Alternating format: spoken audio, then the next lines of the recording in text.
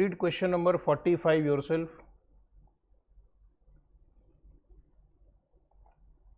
Question number 45 is from study material, and similar question was in MTP RTP 2021.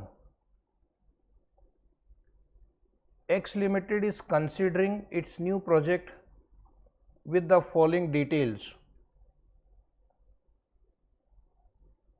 Initial capital cost 400 crore, annual sales unit 5 crore, selling price per unit 100 rupees, variable cost per unit is 50 rupees, fixed cost per year 50 crore, discount rate 6%. These are the basic details. Then they are asking you compute the NPV of the project. Very easy. Compute the impact on the project's NPV considering a 2.5% adverse variance in each variable. Which variable is having maximum effect? Consider the life of the project is 3 years. So what do you mean by that? It means that this time sensitivity will be done by changing the variable by 2.5% adversely. Adversely means in case of capital cost. In case of capital cost, it will increase by 2.5%. In case of sales quantity, it may decrease by 2.5%. Selling price may decrease, variable cost may increase, fixed cost may increase, and discount rate may increase. So if these variables change adversely like this, how will your answer change? Okay. Number of years we are going to keep constant 3 years. So let us solve. First thing first, original question in front of you, calculation of net cash inflow per year. Calculation of net cash inflow per year. Please write calculation of net cash inflow per year. Under that write down A. Selling price per unit is given 100 rupees. Very simple school level question. Selling price 100 rupees. Variable cost is given how much? 50 rupees. Contribution per unit. Contribution per unit 50 rupees. Contribution 50 rupees. Number of units sold per year. Number of units sold per year 5 crore. So can I compute total contribution C into D? Total contribution C into D is 250 crore. Less fixed cost per year. Less fixed cost per year. Less fixed cost per year. How much is that fixed cost per year? 50 crore. Fixed cost per year 50 crore. Therefore, net cash inflow per year. Therefore, net cash inflow per year. Therefore, net cash inflow per year. Anybody, net cash inflow per year would be how much? Net cash flow per year will be 200 crores. So based on original data, my annual cash inflow is 200 crore. Now write down calculation of NPV of the project. Calculation of NPV of the project, and life of the project is 3 years, discount rate is 6%, initial investment is 400 crore. So write down please year 0, cash flow, second column write cash flow column, rupees in crore, cash flow rupees in crore. Very good, Divya. So cash flow is 400, and then your initial inflow, your annual inflow is 200. Annual inflow is 200. Write down the factor at 6%. Write down the factor at 6%. Now my job is done. You will compute NPV and tell me the NPV. Multiply and take the total. Multiply and take the total. Please respond. What is the NPV? What is the NPV? Yes, please come on. What is the NPV? NPV, please. One student has replied 134.6 is right. Okay. So this is my NPV of the original question. There is a note, write down, note write down. NPV represents the most likely outcome. NPV represents the most likely outcomes and not the actual outcome, and not the actual outcome, and not the actual outcome. The actual outcome may be lower or higher than expected outcome. The actual outcome may be lower or higher than the expected outcome, may be lower or higher than the expected outcome. Now we have to do sensitivity testing by changing variables adversely by 2.5%. Adversely means in case of initial capital cost, it may increase. In case of sales quantity, it may decrease. In case of selling price, it can decrease. In case of variable cost, it can increase. In case of fixed cost, it can increase. So if the variables changes adversely, how my NPV will be affected, and which of these is going to affect NPV more, right? So you have to write in the notebook so that you can practice. Practice is very important for exam. Reading the answer will not help you. Solving it will help you. Sensitivity analysis considering 2.5% adverse variance in each variable. Considering 2.5% adverse variance in each variable. Considering 2.5% adverse variance in each variable. Draw this table first. Take a scale, pencil, draw the table first. You have to learn to solve it nicely in the exam. Similar questions have been asked in past exams. Serial number, particulars, base. Base means my original data which I have computed just now. Then there are 5 columns. Initial capital cost increased to 410 crore. Sir, why 410? Why 410? Take 400 on your calculator. 400 plus 2.5%. So you will get 410. Next column, selling price per unit. Right now it is 100. 100 minus 2.5, 97.5.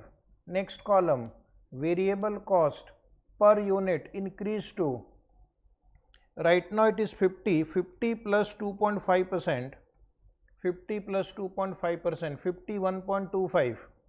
Next fixed cost, again 50 crore plus 2.5%, that is 51.25 crore. Units sold. Unit sold is how much? 5 crore minus 5 minus 2.5%, 4.875 crore units. 4.875 crore units. If you have drawn the format, please inform me. Then I will proceed further. Have you drawn the format? Have you drawn the format? Say yes. Once you say yes, we'll go ahead. Yes, very good. Start. Point number A.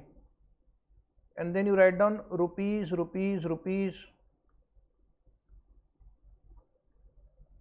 Selling price per unit. Point number A. Selling price per unit. All of you must write, only one column will change. This column will change. 97.5 will only change one variable at a time. Other variable will be taken from original question. Then we'll take variable cost per unit.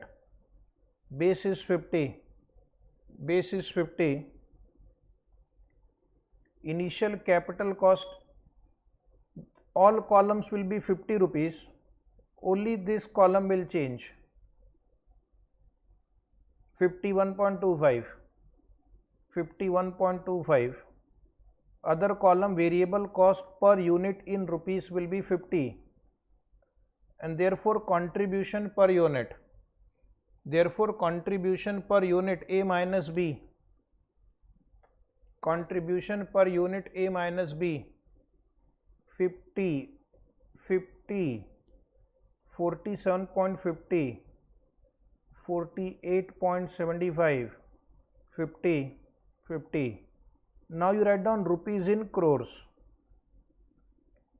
Remaining data is rupees in crore. Remaining data is rupees in crore. Write down number of units sold per year. Number of units sold per year, in bracket units in crore. In bracket units in crore. Again be careful. Original question is 5. 5, 5, 5, 5, 5, but last column we are going to make it 4.875. 4.875. Number of units sold, if it changes to 4.875, what will happen to NPV? Total contribution, write down. Total contribution C into D. Total contribution C into D. Please multiply C into D. 250, 250, the third one will be different. 237.5, 243.75, 250. The last one will also be different, 243.75. So if the variables change one at a time, this is my contribution. Next is fixed cost per unit. Again, original question is 50 crore. 50, 50, 50. Now it will change. In this column, we are going to change fixed cost and write 50. Write 50. Then write down net cash inflow per year. Net cash inflow per year 200, 200, 187.50, 193.75, 198.75 and 193.75. Up to this is right. Now write down PV of net cash inflow per year. PV of net cash inflow will be column number G or line number G multiplied by annuity factor of 2.673. Now how did you get annuity factor? 1 divided by 1.06 equal to memory plus equal to memory plus equal to memory plus memory recall. 2.673 is the annuity factor. Okay, please, now I will tell you how to get it fast. First you type 2.673 multiplied by 200. You will get 534.60. Now you just type 200. Anyway, don't type, it is same. Now just type this number, press equal to. Just type this number and press equal to. you will get 501.19. Type this number, press equal to. Type this number, press equal to. Type this number, press equal to. This way you can do it fast. When you have to multiply by the same number, in the first calculation, use that number first into other number. Initial capital cost, here it will change. Here in this column, capital cost will change. 410, other columns will be 400. Next is NPV, H minus I, NPV, 134.60, 124.60, 101.19, 117.89, 131.26, 117.89. So this will be my NPVs. If capital cost changes, 124.60. If selling price decreases, NP will be this amount. If variable cost increases, NP will be this amount. If fixed cost increases, NP will be this amount. And if quantity sold decreases, NP will be this amount. My original NPV is 134.60. So you have to compute percentage change. This number you will take in the base denominator, calculate the difference between these two, divide by 134.60. So your calculation will be 134.60 minus 124.60 divided by 134.60. Please give me the answer now. Will it be negative 7.43% because it has gone down, minus sign.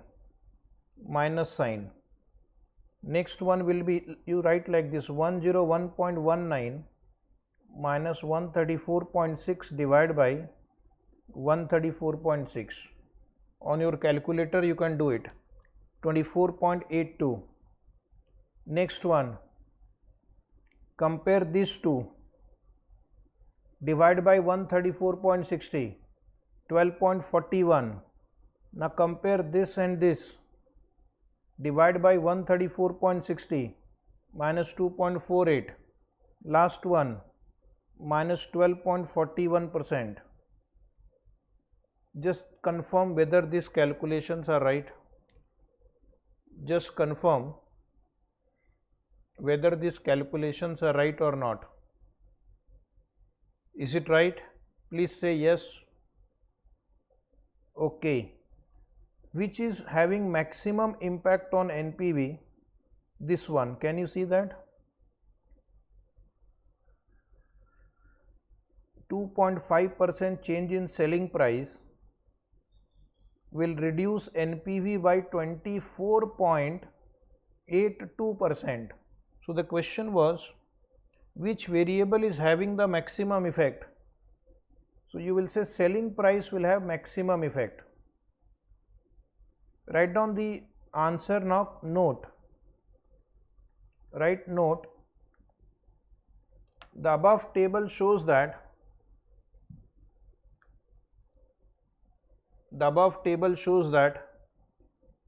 by changing one variable at a time,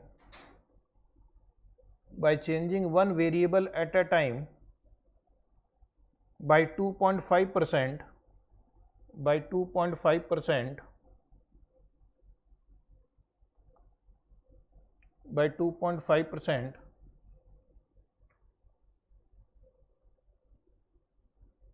while keeping the others constant,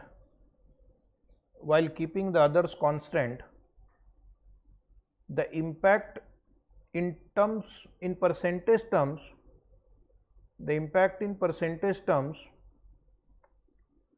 on NPV of the project can be calculated. The impact in percentage terms on the NPV of the project can be calculated.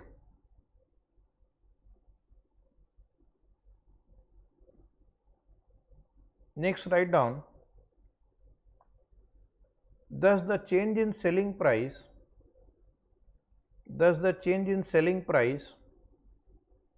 has the maximum effect on the NPV by 24.82%. Change in selling price has maximum effect. Can you see that in the table? This was a very easy question. If you know how to solve it, then you can get full marks. One homework, write down below. Homework, also calculate NPV and percentage change in NPV, which they have not tested in the institute answer, if discount rate increases by 2.5%. That also should have been tested.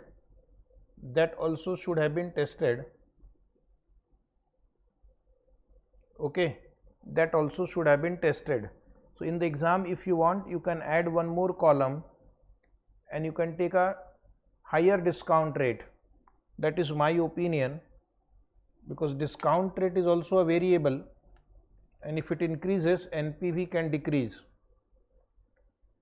Now we'll go to next question, number 46. This question number 46 has been asked in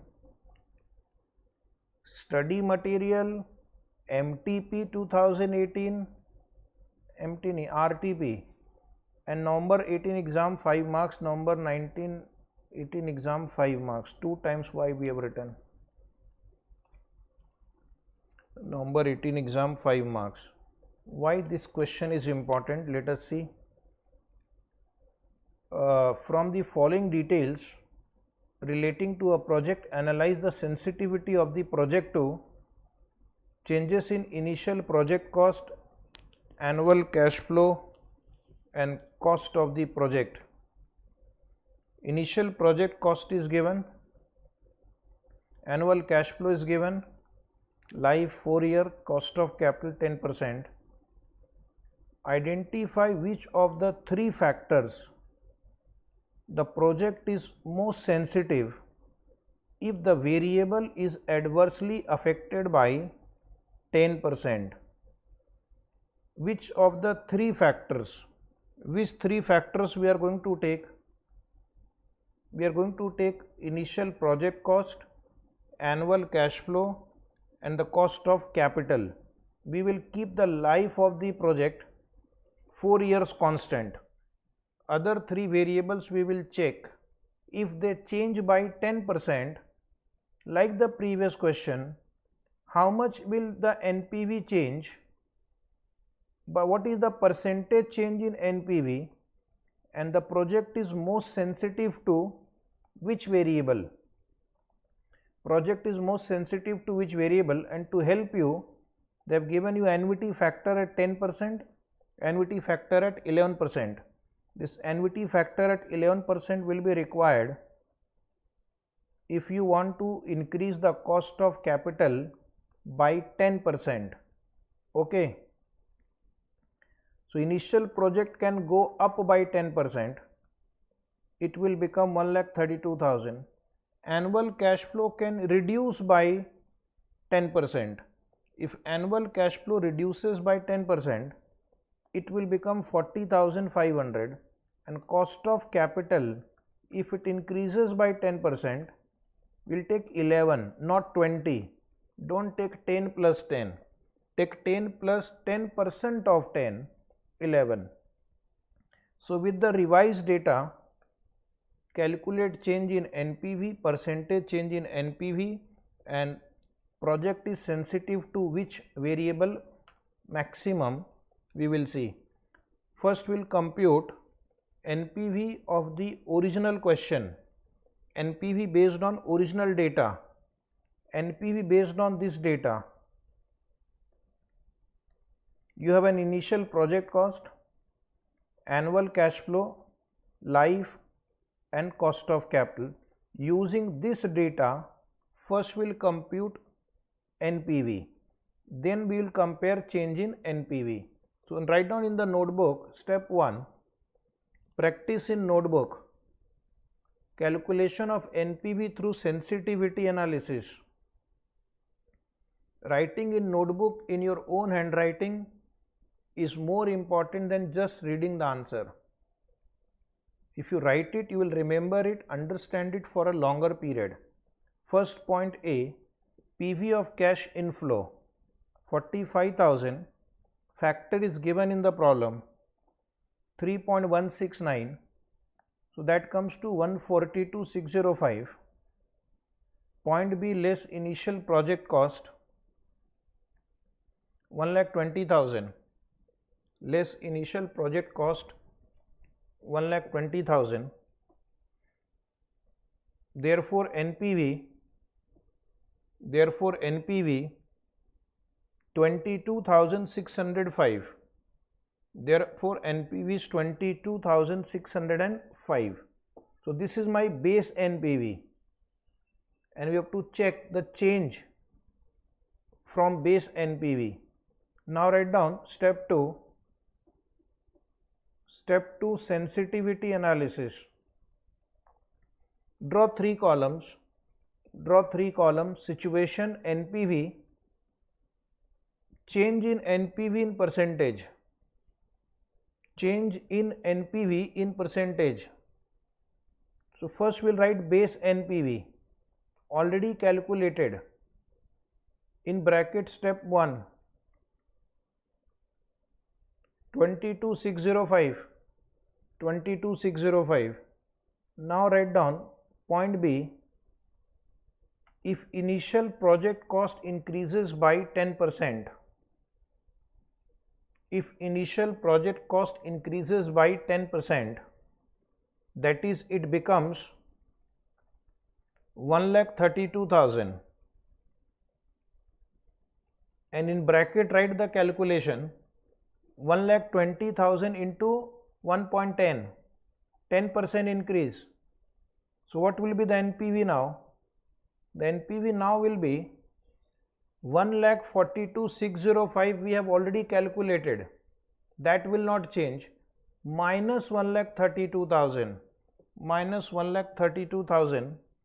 so therefore the answer is 10,605. 10,605, this is my base NPV, this is new NPV. Can you please convert into percentage? By what percentage NPV will decline? Yes, come on, reply. By what percentage NPV will decline? Answer 10,605 minus 22,605 divide by 22,605, and that is equal to 53.08%, negative. NP will decrease by 53.08%. Next, point number C, write down. Point number C, if annual cash flow decreases by 10%, that is, it becomes 40,500.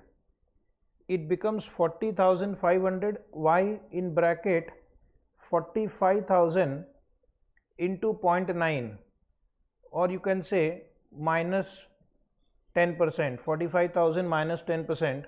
So anybody answer please? The NPV will have to change. Now it will be 40,500 into factor minus initial project cost, original one. Only one variable will be changed at a time. Only one variable will change at a time. 8345. Compute percentage. Compute percentage. Answer please. Compute percentage. Your answer will be, just check, minus 63.08. Minus 63.08%. Minus 63.08%. Now write down next one. If cost of capital increase by 10%, that is it becomes 11%. Why 11%? 10 plus 10% of 10. 10 plus 10% of 10. So my discounting factor will be now 11%, and the present value factor given in the question at 11%, 3.103. 45,000 into 3.103 minus 1,20,000 minus 1,20,000. Check the answer. 19,635. 19,635.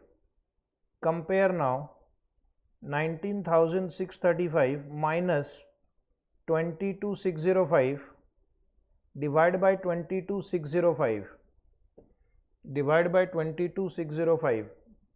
Reply now.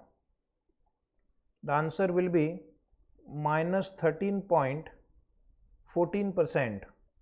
Minus 13.14%.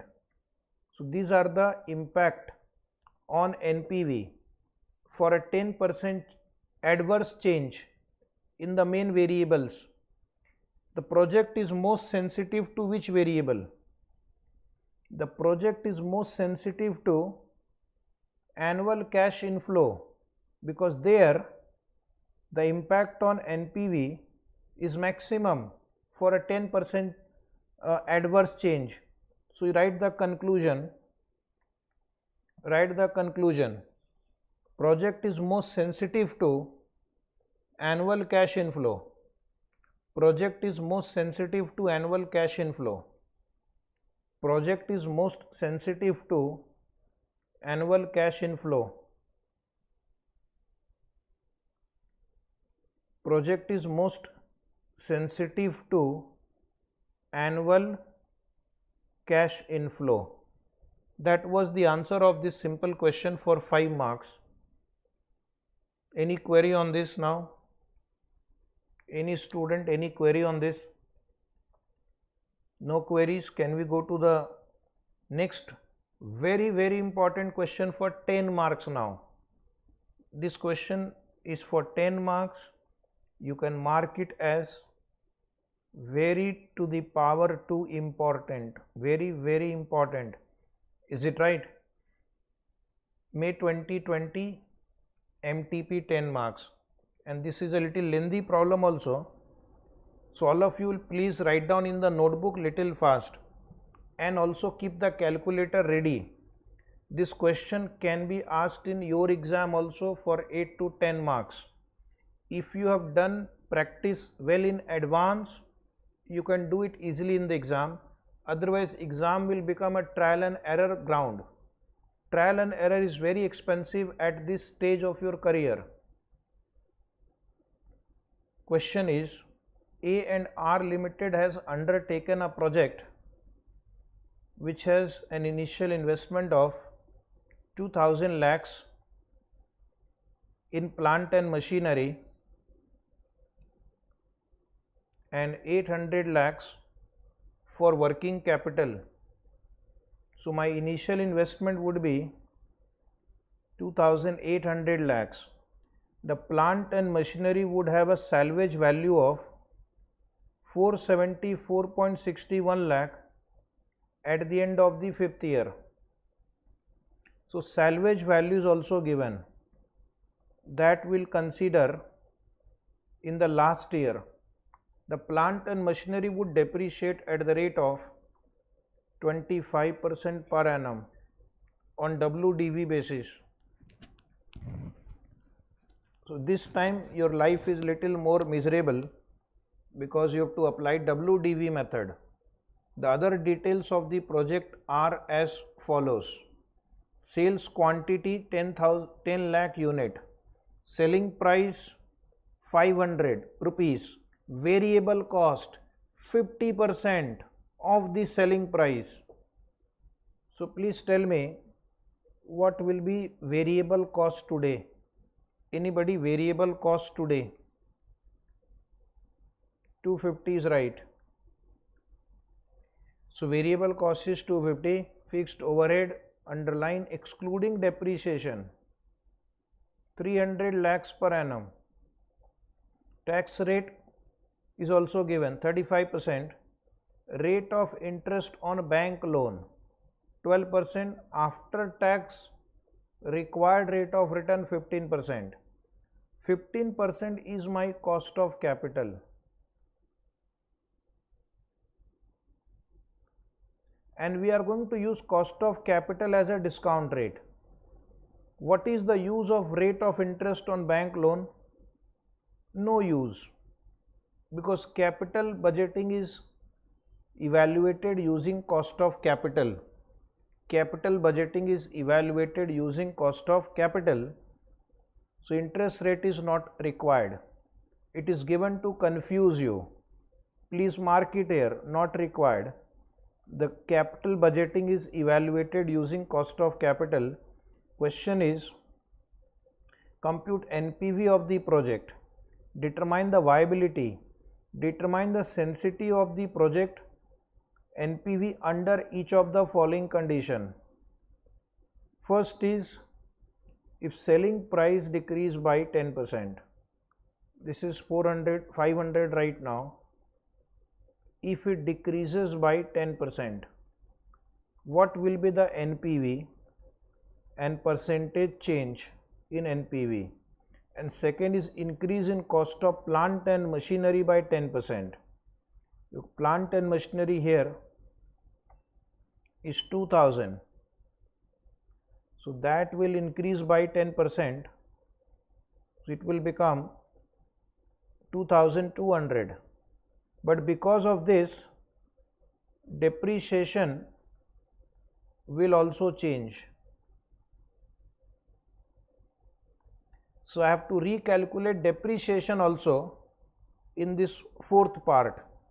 And to help you, PV factor at 12% is given. Right, not required. 15% will be required. 15% will be required, 12% will not be required. So we have to solve this question 3 times. First, this original question.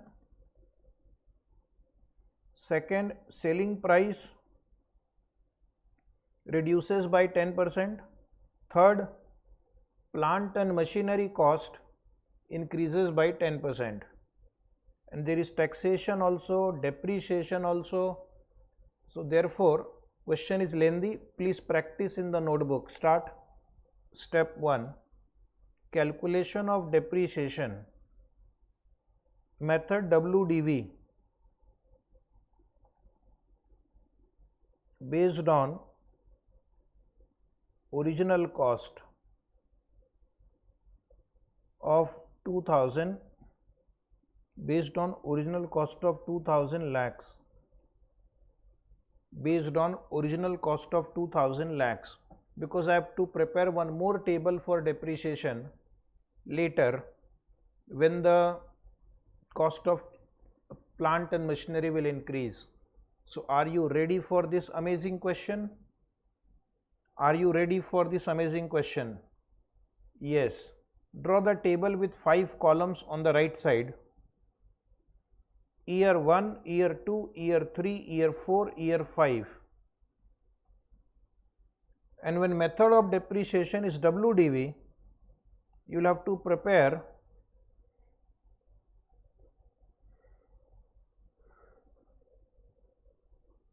a tabular format. Opening balance, depreciation at 25%, closing WDV. Opening balance is 2000. Start with 2000. Depreciation at 25%, 500. Therefore, closing balance 1500. Closing balance 1500. Next, opening balance 1500. Depreciation 375. Closing balance 1125. Next is 1125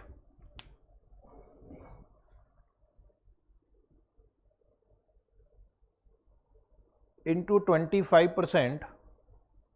281.25, closing balance 843.75, 843.75, 210.94, 632.81, 632.81. Next column 632.81, 158.20, and your closing balance is also same as salvage value given in the problem, second line of the question. Okay, so if salvage value and book value, if sale value and book value are same, no capital gain will arise on sale. No capital gain will arise on sale because sale value and book value after 5 years are equal. Sale value and block of asset value are equal. Capital gain will not arise. Now write down calculation of NPV. Calculation of NPV. This is my original data. Write down based on original data. Based on original data. Right hand side 5 columns. Draw the table first. Preferably use a scale.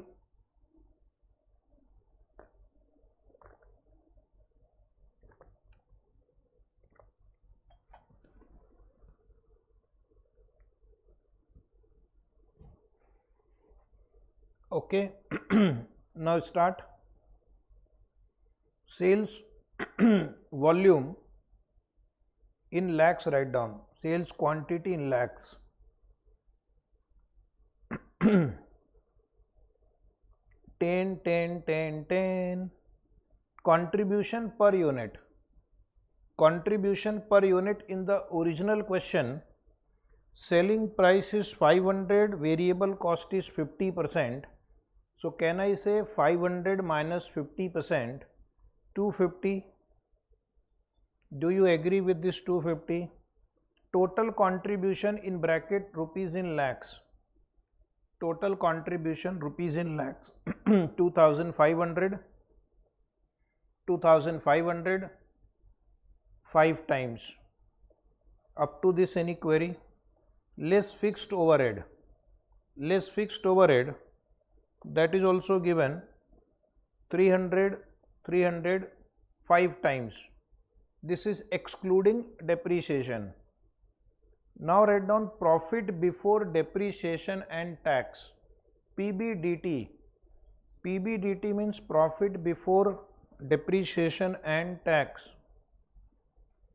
Profit before depreciation and tax. 2200, same. So up to PBDT no problem. Now we'll go to less depreciation.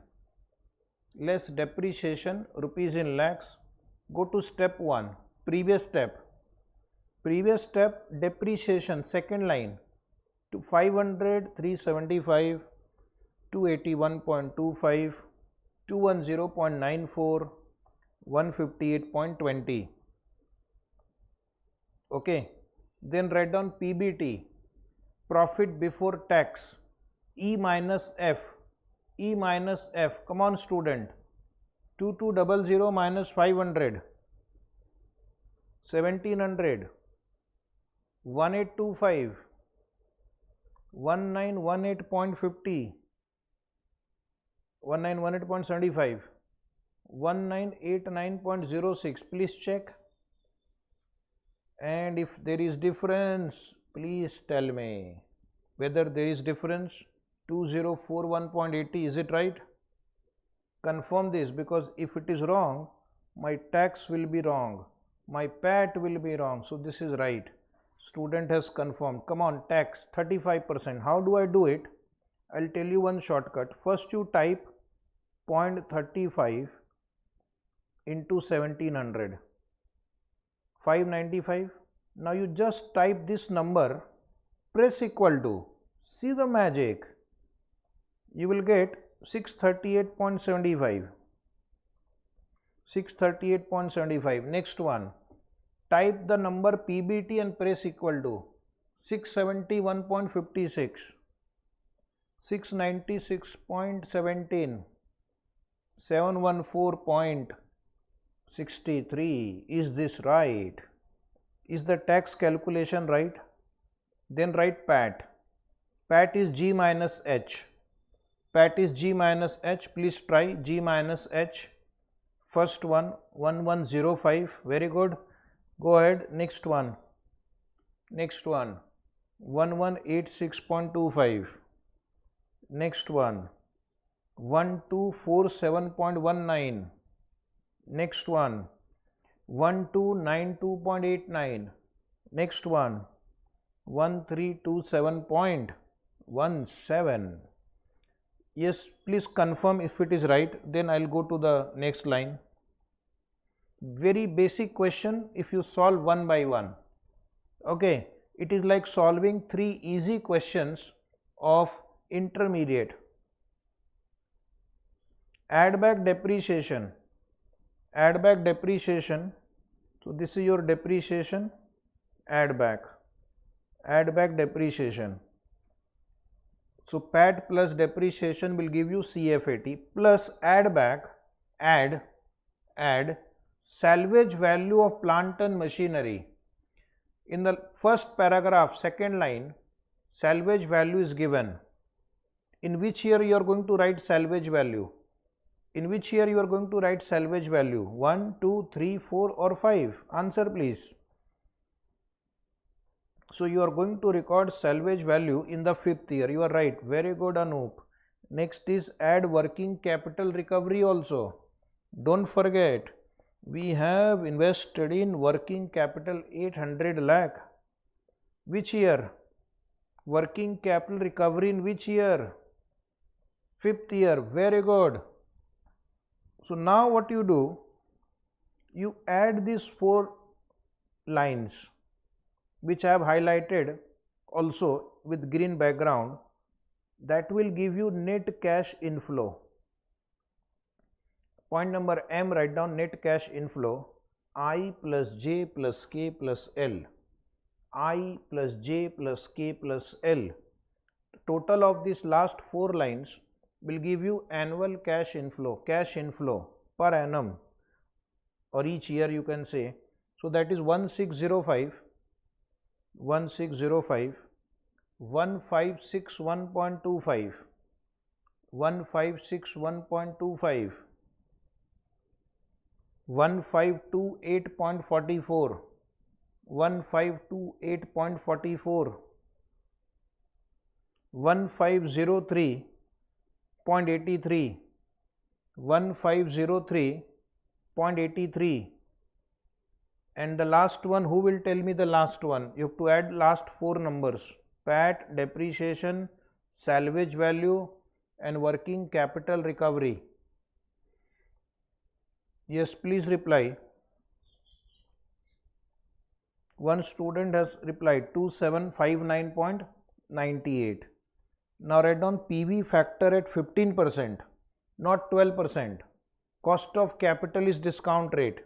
Factor is given in the problem. If factor is given in the problem, you have to use it. Point number N, PV factor at 15%. Copy from the question.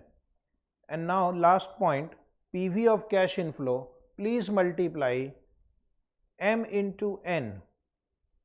Line number M into N. And also take the total. Use memory plus function. I need total also. This into this equal to memory plus. This into this equal to memory plus. Try the third one. 1004.18 memory plus. Try the fourth one. 858.68 equal to memory plus. Try the next one. 1371.71 and memory plus. Memory recall now.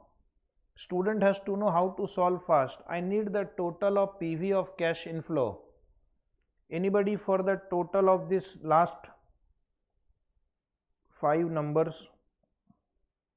give me the total. That will give me PV of cash inflow. Check the answer from my answer. Total PV of cash inflow. Total PV of cash inflow. Please confirm the total 5809.62. 5809.62. Is it right? Yes.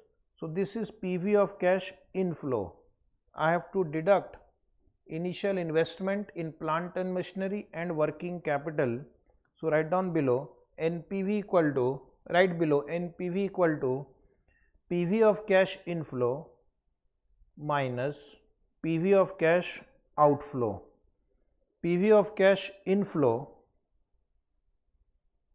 is 5809.62 and outflow is plant and machinery 2000, working capital 800, 2800. Please reply. What is NPV? What is NPV? Anybody? NPV of the original project? 3009.62 lakh. Very good. 3009.62 lakh is right. 3009.62 lakh is right. So this is my original answer. Very easy basic question. But what they have done, they have asked you, what if the selling price reduces by 10%? Selling price, if it reduces by 10%, it will become 450. But what about the variable cost? Will variable cost also automatically reduce? Or variable cost will take from the previous question? What is your view? If selling price is 450, variable cost, option A 250, option B 225. Which one you will take? Which one you will take? 250, the same one, or 50% of 450? Please reply little fast. Some students are saying 225. Some students are saying 225. Any other option? Any other answer? 250, 250, 225. The answer is 250. We are going to keep variable cost as per previous question only. Only selling price will change. Only selling price will change. Because of the let's say increased competition, I have to reduce my selling price, but my variable cost of material labor, they are not going to change. They are going to remain same. So we are going to assume that my variable cost will remain as per the original question. Only the selling price will change. So first you write an advice. NPV of the project is positive. Question was determine the viability of the project. If they ask you determine viability, then you have to write the advice. NPV of the project is positive. NPV of the project is positive. Hence the project is viable. Hence the project is viable. Hence the project is viable. Now write down step 3. Step 3, write determination of sensitivity. Determination of sensitivity of NPV. Determination of sensitivity of NPV with respect to decrease in selling price by 10%. With respect to decrease in selling price by 10%. Under that 5 columns again, year 1, 2, 3, 4, 5. If you have the scale, preferably use a scale. Preferably use a scale. Okay. Now start writing. Very similar format to the previous one, but this time I am going to write selling price separately and variable cost separately. So write down first point A, sales volume quantity in lakhs, 10 lakhs. New selling price will be 500 minus 10%. Selling price will decrease, but variable cost we will take same. Variable cost may not change. Variable cost is material, labor. Why will they change if you have to reduce your selling price because of fall in demand or increase in competition or any government policy or anything? So we are assuming variable cost will be same as per previous question. 250. Contribution 200. Total contribution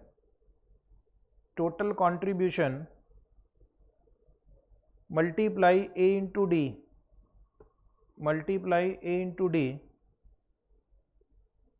2000, 2000.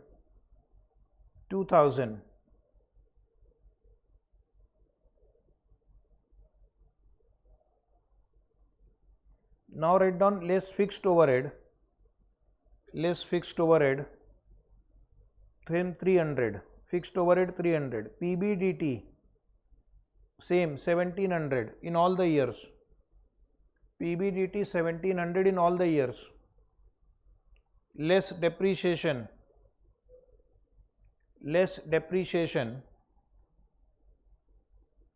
already computed in step 1, same we will continue, because in this problem, the one which we are solving, the plant and machinery cost has not changed. In the next answer it will change, so that will change my depreciation. Less depreciation. After that PBT, calculate PBT, please little fast. 1200, 1325, 1418.75, 1489.06, 1541.80. Then we'll compute tax at 35%. First number take 0.35 into 1200, 420. Now just type 1325 and press equal to 463.75. Next one 496.56. Next one 521.17, and next one 539.63. 539.63. Please confirm if it is right.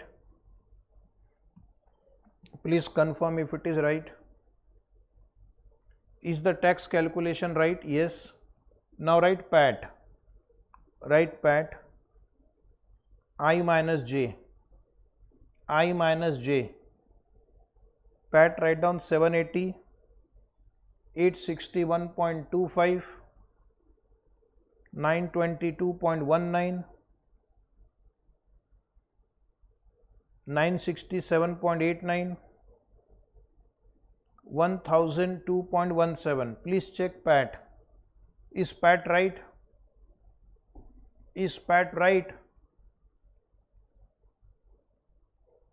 1002.17. Last one, is it right? Yes. Then go to add back depreciation. Copy depreciation again. Add back depreciation. Then you will write add salvage value of plant and machinery. Add salvage value of plant and machinery in the last column. And one more thing, add recovery of working capital in the last column. Add recovery of working capital 800 in the last column. Nothing is given, assume working capital is fully recovered. So that comes to 800. Now net cash flow. Add these 4 lines. k plus l plus m plus n. Please solve. Solve yourself. After solving, check the answer. After solving, check the answer. Write PV factor and compute present value.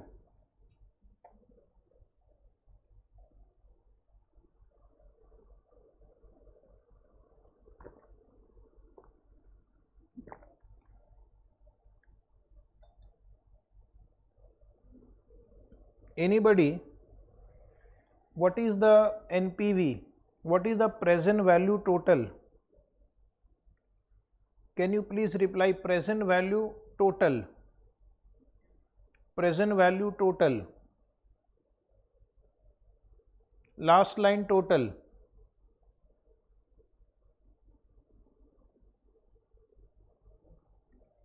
Last line total.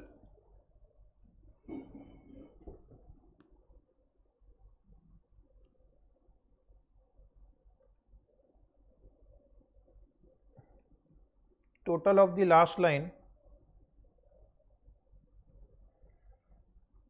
Anybody total of the last line?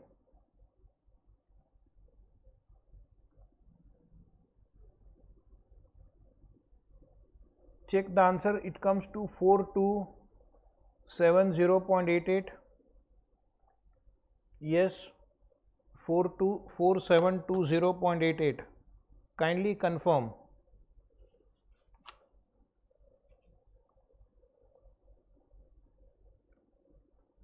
4720.88 is right. Yes, please confirm. Otherwise, if it is wrong, our answer will be wrong. You have to check.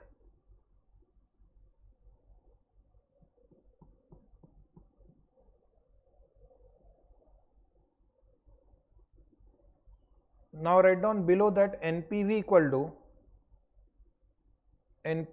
to 4720.88 minus 2800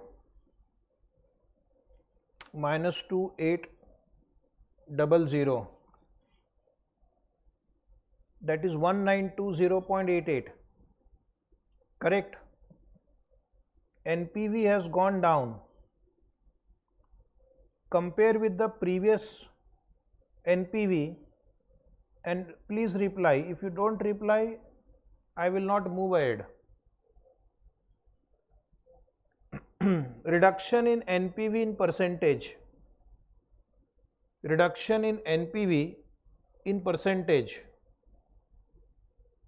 Previous answer was 3009.62. Now it is 1920.88. By what percentage NPV has declined? By what percentage NPV has declined? The answer is 3009.62 minus 1920.88 divided by 3009.62. The answer is right. Wonderful. 36.17 or 18 is okay. 36.17 or 18 is okay. This is right. Okay. So the same thing we have to do now. If the project cost increases by 10%, so what will happen to my depreciation? My depreciation will change. Write down step 4 now. Step 4. Step 4, write determination of sensitivity of NPV. Determination of sensitivity of NPV with respect to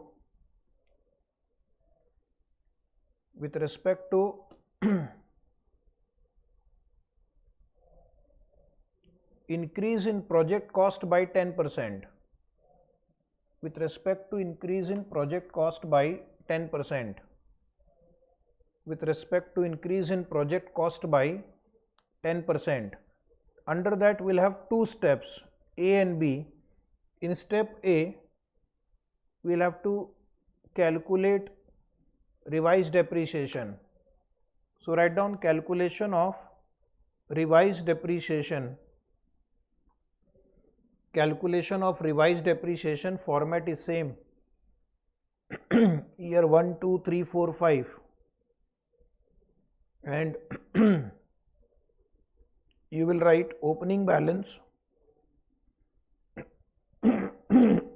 depreciation at 25%, closing WDV. Opening balance, you start with 2200 and now you complete the table. 25% is 550, balance 1650. Continue yourself. 1650, try yourself. Yes, you can do it. 412.50, 1237.50, 1237.50, 309.37, 928.13, 928.13, 928.13, 232.03, 696.10, 696.10, 696.10, 174.03, 522.07. So this is my closing block as per books. But your salvage value is different. Salvage value in the question is 474.61. Which figure will you take in salvage value? Will you take option A 522 or option B 474 in the salvage value? Please respond. Which option will you exercise, A or B, while writing salvage value? While writing salvage value, which option will you exercise? Some students are saying 474.61. Some are saying 522. The correct answer is 474.61. Same value will take, will not change ourselves anything. But what about the loss? Capital loss. There is capital loss because your sale value is less than book value. Sale value is less than book value. If sale value is less than book value, there will be a capital loss. Either you can compute tax shield,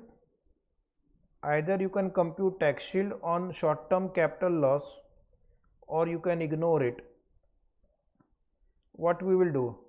Tax shield on short-term capital loss or ignore it? What is your view, A or B?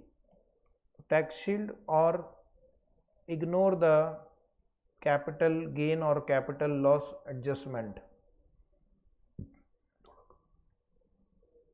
We will ignore it by writing a note. Is it right? We will try to follow the same assumption which the institute is following. Is it right? So write down step number B, calculation of revised NPV. Calculation of revised NPV. Calculation of revised NPV. Under that 5 columns, year 1, year 2, year 3, year 4 and year 5. Then you write down PBDT. PBDT as calculated in step 2. Go to step 2. Step 2. Right now we are in step 4. Selling price is same, variable cost is same, contribution is same, quantity sold is same. Therefore, fixed cost is same, therefore contribution, therefore PBT will be same.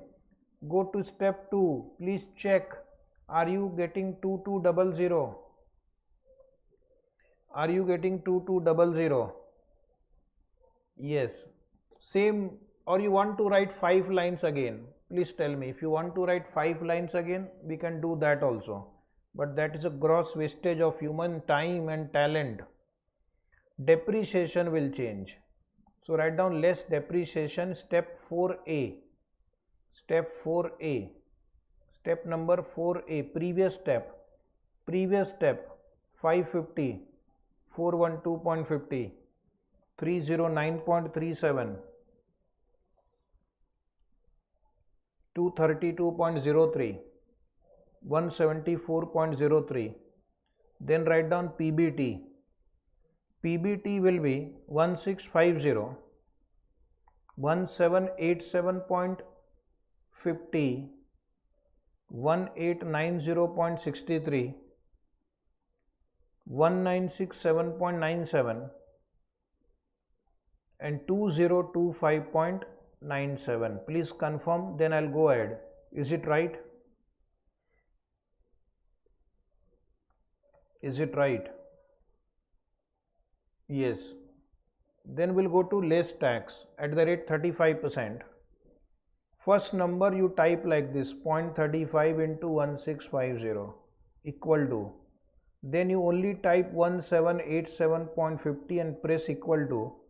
You will get this number. Next number and equal to. This is shortcut trick on calculator to save time. Then you write down PAT. C minus D, 1072.50, 1161.87, 1228.91, 1279.18, 1316.88. Add depreciation, add back depreciation, common, same number, same line copy here, add back depreciation, then write down, add salvage value of plant and machinery, add salvage value of plant and machinery, in bracket write down assuming no capital gain tax implication. Assuming no capital gain tax implication. Assuming no capital gain tax implication. So last column same figure. Last column same figure. Assuming no capital gain tax implication. If you want to take capital gain also you can. Then you have to make one more working note for that. Now next point write down recovery of working capital. Next point H, recovery of working capital, last column 800. Net cash inflow, write in bracket E plus F plus G plus H. Net cash inflow 1622.50, 1574.37,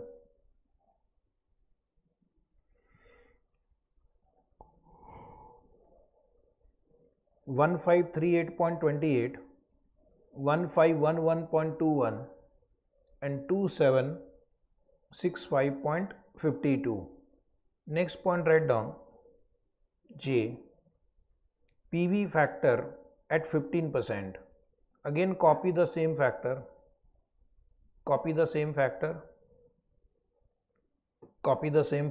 and then write down K, PV of cash inflow, I into J. Write down please little fast, PV of cash inflow, I into J. PV of cash inflow, I into J. Write yourself, take the total, use memory plus function.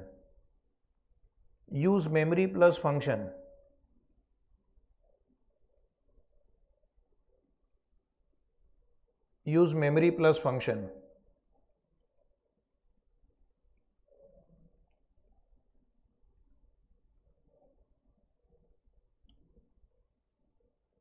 What is the total now? I am waiting for your total now. Anybody for total? Yes.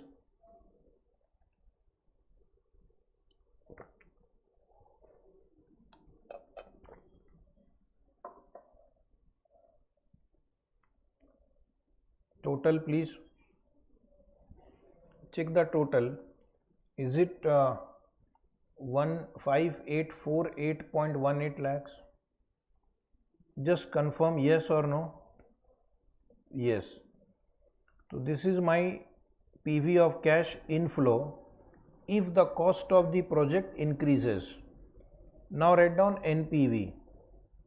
NPV equal to 5848.18 minus 3000.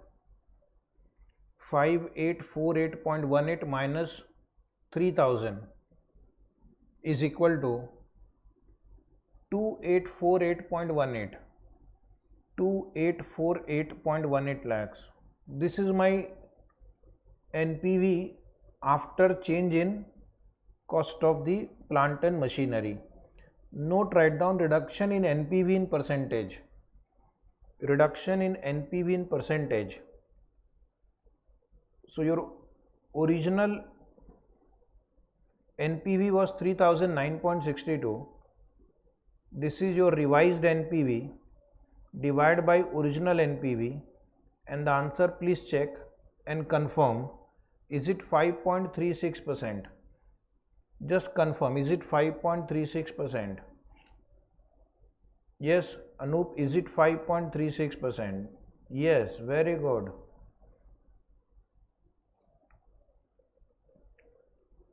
So project is more sensitive to which variable? Project, write down note. Project is more sensitive to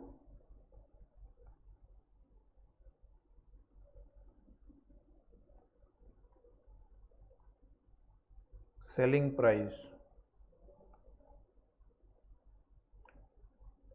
Project is more sensitive to selling price, because in case of selling price reduction by 10%, the NPV had gone down by 36.18%, but in this case it is only 5.36%. Next we are going to learn is called scenario analysis. Scenario analysis is very easy, much easier than your sensitivity analysis. Sensitivity analysis has two limitations. One, that it does not deal with the probability distribution of input, and second, it does not deal with more than one variable at a time. Refer the previous question. Either we change selling price or we change plant and machinery cost, but we don't change both at a time. But practically one variable will not change only. More than one variable can change at a time. More than one variable. Project cost can also go up, selling price can also go down, and fixed cost can also increase. So how do you handle this kind of scenario? That kind of situation is handled by what is called scenario analysis, where we are going to change more than one variable at a time. Project cost can also increase, sales can also decrease, fixed cost can also increase, and then we will see if this happens, how the NPV would change. So the scenario analysis is a slight improvement over sensitivity analysis. This analysis brings in the probability of changes in key variable. So we are also going to consider probability of change in key variable. An important thing is this line, more than one variable can be changed. Scenario means if project cost is this much, selling price is this much, sales quantity is this much, fixed overhead is this much, then what is the NPV. And again in second scenario, we can take 2, 3, 4 variables different. We can change more than one variable in the second scenario or third scenario. So multiple scenario we can do, and then we will be able to take a more informed judgment. This analysis begins with the base case or most likely set of values. So first we will take base example. Base case means what is more likely to occur for the input variable. We will also test worst case scenario. When the question says test for worst case scenario, you will take simultaneously the lowest quantity that can be sold, the lowest selling price, the highest variable cost, the highest fixed cost, the highest project cost, etc. And when the problem says test the project for best case scenario, in best case scenario we will take the sales quantity which is maximum possible, highest selling price possible, lowest variable cost possible. So all variables we will assume will be in our favor in best case scenario. In worst case scenario, all variables will be against us. Alternatively, scenario analysis is possible when some factors are changed positively and some factors are changed negatively. This can also be done. Two variable you can change positively. Like for example, you can say sales will increase, selling price per unit will increase, and two variable you can change negatively also. Variable cost will also increase, fixed cost will also increase, and then what will be the NPV. So as according to your estimation, your judgment, you can change some variable positively, some variable negatively also. And then scenario analysis, examine the risk of investment to analyze the impact of alternative combination of variable on project NPV. So this is one step ahead of sensitivity analysis. If more than one variable change, how the NPV would change. For a theory question in the exam, difference between scenario analysis and sensitivity analysis. So I will not read that big paragraph. Later on you can read as homework whenever you have time. In sensitivity analysis, one variable is tested at a time, keeping other variable constant. In scenario analysis, more than one variable can be changed at a time. So that is the difference. Okay, both helps us to understand the riskiness of the project, but sensitivity analysis will say, okay, wait, take one at a time, and see how the project will be affected because of that change in one variable. Scenario analysis says, oh, what you are doing? You are making a wrong assumption. How can only one variable will change? More than one variable can change. So let us change more than one variable and see the impact on the NPV. Is it right? Now we'll go to question number 4, 848, taken from your study material. Problem number 48. Good question. XYZ is considering a project A with an initial outlay of rupees 14 lakh and the three possible cash inflow attached to the project are as follows. Year 1, year 2, year 3. Suppose it's a worst case scenario. There are three scenarios possible. Worst case scenario means in year 1 you will get 450, 400 and 700. But in most likely scenario, which is more likely to happen, is 550, 450 and 800. But suppose your luck is good, best case, then you will get 650, 500 and 900. So depending upon which scenario unfolds in future, you can have three different NPVs. Assume cost of capital is 9%, that is for discounting. Determine NPV in each scenario. So it's basically solving three basic questions. One, you will take this cash flow and solve. Second, you will take this cash flow and solve. Third, you will take this cash flow and solve. Even a school level student can answer this question if he knows present value calculation. Now the next point is, if XYZ Limited is certain about, second question, this is my first question. Second question is, if XYZ Limited is certain about the most likely result in the first 2 years, means he is certain that we are going to get 550 and 450 in the first 2 years, that is certain, but uncertain about the third year cash flow. But we don't know what can be the third year cash flow. Analyze what the NPV will be, expecting worst scenario in the third year. So if third year is worst scenario, you will assume 700.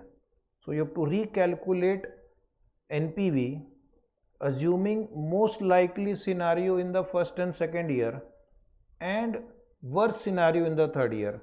That is the advantage of this scenario analysis. You can take some most likely figure also, and you can take one figure from worst case scenario also. So mix and match is possible.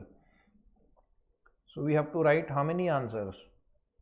Total 4 answers. Total 4 answers. Is it right? Come on, start. First answer first. Calculation of NPV under different scenarios. This is my original question, and then I will take one more answer where first and second year will be based on most likely and third year will be based on worst case. Right. Calculation of NPV under different scenarios. First you draw this table. Take a scale, pencil, write nicely. One day you have to appear in the exam. First column year, second column present value factor at 9%, third column worst case, under that 2 columns cash flow, present value, then most likely 2 columns cash flow, present value, last best case cash flow, present value. Then you write down year 0, 1, 2, 3. PV factor, write down PV factor at 9%. All of you write the same factor. 1 divided by 1.09, 0.917, 0.842, 0.772. Then you write down cash flow in the worst case scenario. Initial investment will be same. Initial investment will be same. Here you write down rupees in 1000. Please write down top right corner rupees in 1000. 1400, 450, 400, 700. Can you see that in worst scenario? Now please use memory plus function also, so that you can take total faster. Come on, start. 450 into 0.917 equal to memory plus. 400 into 0.842 equal to memory plus. 336.8. 540.4. Total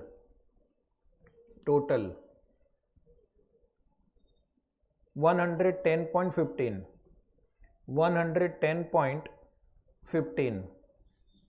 110.15 negative. 110.15, please check. Please confirm, is it right? Most likely now. Most likely cash flow, write down from the question book. Cash flow, write down from the question book. Multiply PV factor into cash flow. Use memory plus function to do fast. 504.35, 378.90, 617.60. Tell me the NPV now. 100.85. Last one. Come on. Students should react little fast. This is the factor. These are the cash flow. Solve like a school level question. Take total. Multiply equal to memory plus. Do it yourself. Give me the total. Do it yourself and give me the total.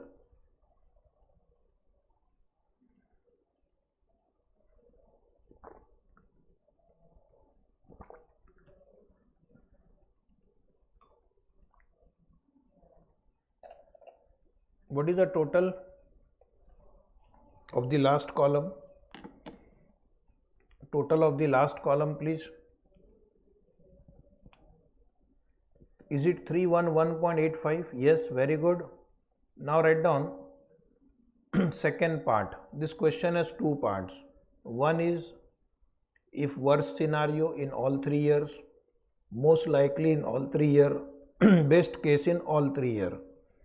But there is one more possibility, most likely in the first and second year and worst scenario in the third year. Then what is NPV? So write down the new heading, calculation of NPV. Calculation of NPV. If XYZ Limited is certain about,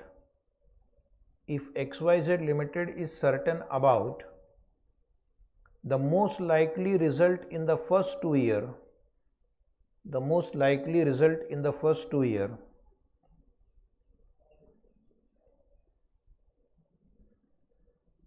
and uncertain about third year's cash flow,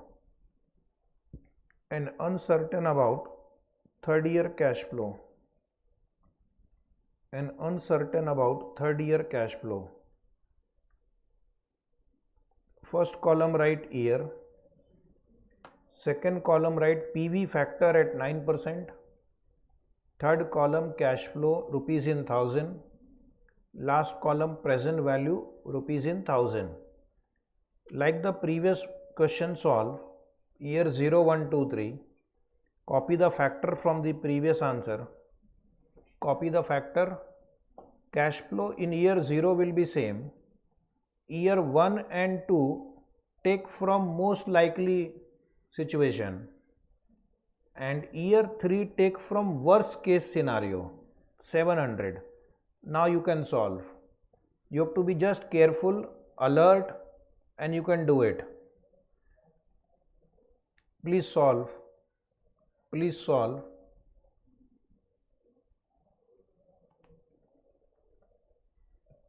Tell me the total now. Tell me the total quickly. Last column total. What is the NPV?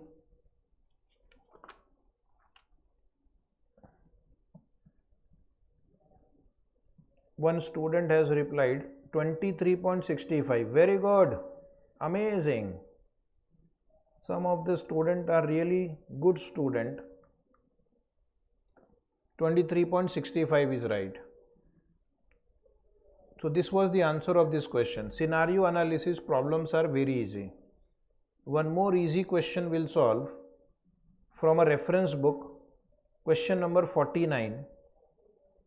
AS Limited has under consideration two mutually exclusive proposals for increasing the plant capacity.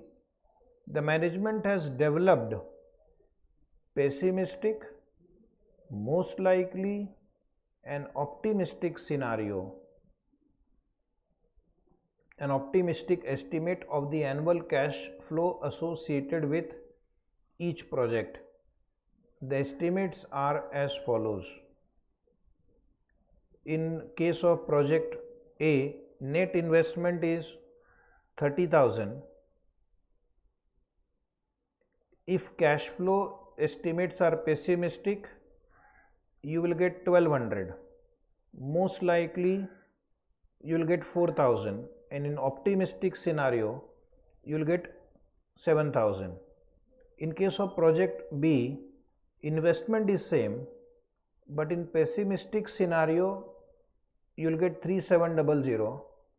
In most likely scenario, 4,000, and in optimistic scenario, 4500. Determine the NPV associated with each estimate. NPV associated with each estimate means you will have to calculate 6 answers. If this is the cash flow, what is the answer? If this is the cash flow, what is the answer? If this is the cash flow, what is the answer? Same thing for B. The project has 20 years life each. Oh my God. So this NPV factor you have to compute for 20 years and the cost of capital is 10%. Which project do you consider should be selected by the company and why? Which project should be selected by the company and why? This time they have added one decision making question also. Okay, so what do? I will solve. So please write down calculation of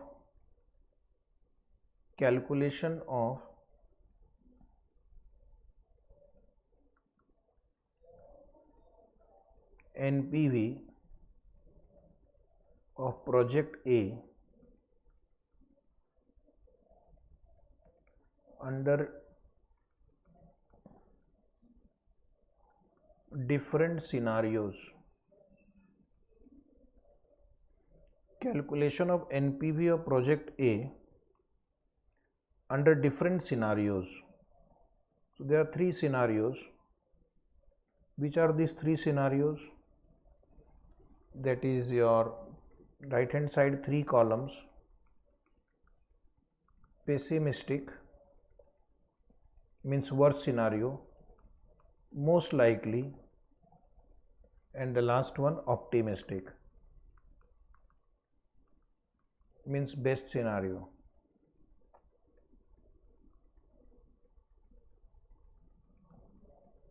So first you write down point A, CFAT. CFAT will be 1200, 4000, 7000. Point B, PV annuity factor 10%, 20 years. So please take your calculator and give me the answer. 10%, 20 years. What will be the answer for 10% and 20 years? Can you please reply? 10% and 20 year. 8.5136. 8.5136. 8.5136. Point number C, write down PV of CFAT. PV of CFAT. So you will say 1200 into 8.5, or I'll tell you one shortcut. First you type 8.5136 into 1200 equal to, round off the last digit, 10216. Then just type 4000 and press equal to. You will get 34054. And now you type 7000 and press equal to. You will get 59595. And then point number D, write down less initial investment.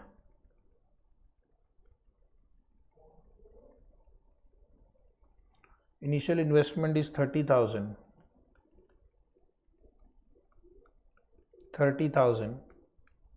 30,000. Point number E, NPV C minus D. NPV C minus D. First answer 19784 negative. Second answer is 4054 and third answer is 29595. These are the NPVs under the three scenarios in case of project A. Question is from reference book, important question.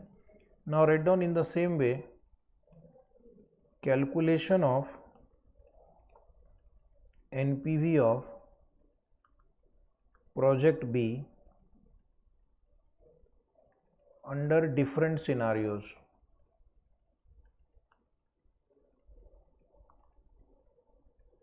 Under different scenarios, pessimistic, most likely, optimistic.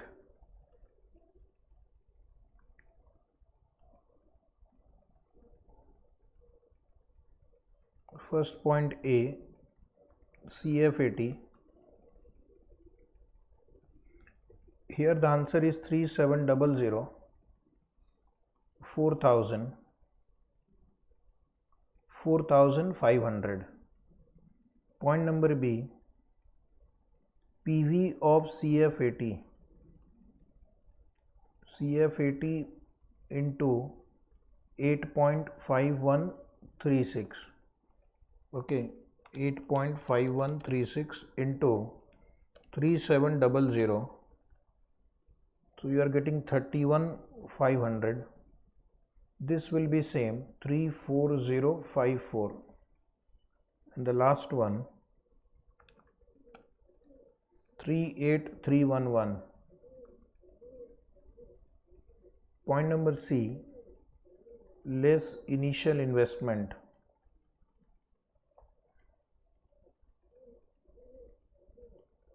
This is also 30,000, 30,000, 30,000. So point number D will be NPV, B minus C, 1500, 4054, and this is 8311. This is your first answer. Determine the NPV associated with each estimate for both the projects. Now the second part of the question is, which project do you consider should be selected by the company and why? Which project would you select and why? Everybody would reply. Everybody. If you are the decision maker and if this is the scenario in front of you, project A can have these three NPVs, project B can have these three NPVs.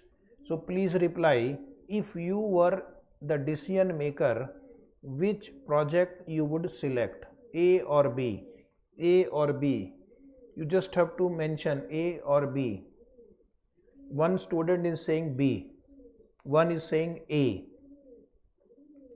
That shows the nature of the investor. The answer is, if you are a risk averse investor, if you are a risk averse investor, you don't want to take any risk, you will go with project B, because project B will generate positive NPV in all the three scenarios. Okay, but if you are a risk taker who wants to maximize his return, you will go with project A, because in project A, in optimistic scenario, the return can be very high, which is almost 3 to 4 times of what you will get in project B. Is it right? So the answer of this question is, it depends on the risk perception of the investors. So I will give you the answer. Write down.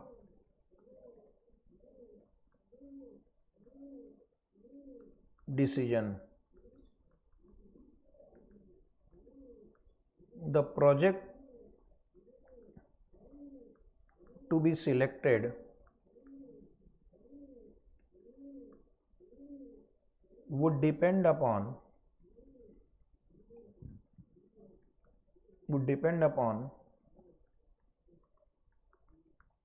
the decision maker's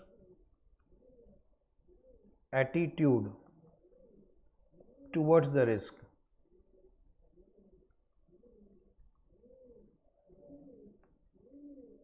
Is it right? So there is no right or wrong answer. It depends on your risk taking ability. Some students do CA course, some they don't. Is it right? Because they know, those who don't pursue CA course, they think that the risk is too high, but you are doing it. You are right now attending the class, which shows that you are a risk taker, because you know the risk of doing CA course is very high. You are putting your entire prime time of your life, the youth of your life, the age of 18 to 23, which is the prime time of your life. You can become anything you want. You have invested in doing this course, and there is no assurance. Okay, I don't want to discourage anybody, but the probability of passing every exam is only 12 to 15, 20%. So you are also risk taker. You are the biggest risk taker. There can't be one answer when it comes to risk taking. Different people have different attitude towards the risk.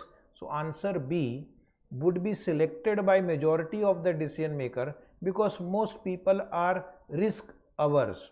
But there are few people who can take risk and who will select project A also, because if you select project A and if optimistic scenario prevails, you can get a very high return. So next line, write down, if the decision maker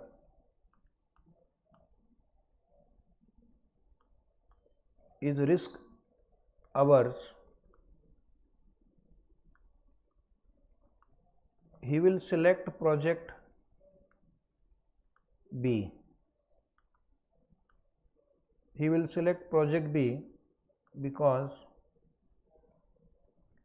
project B generates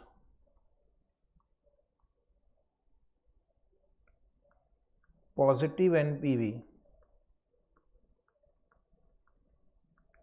in all three scenarios. Project B generates positive NPV in all three scenarios. However, if the decision maker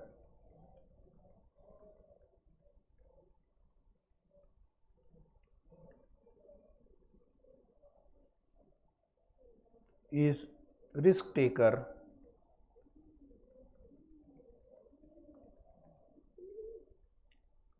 he will select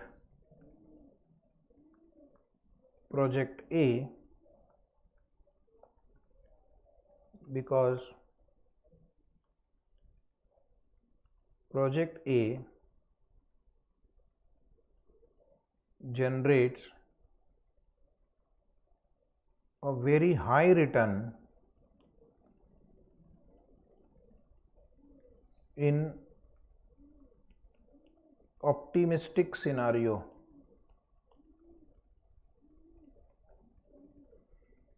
Generates a very high return in optimistic scenario. Okay.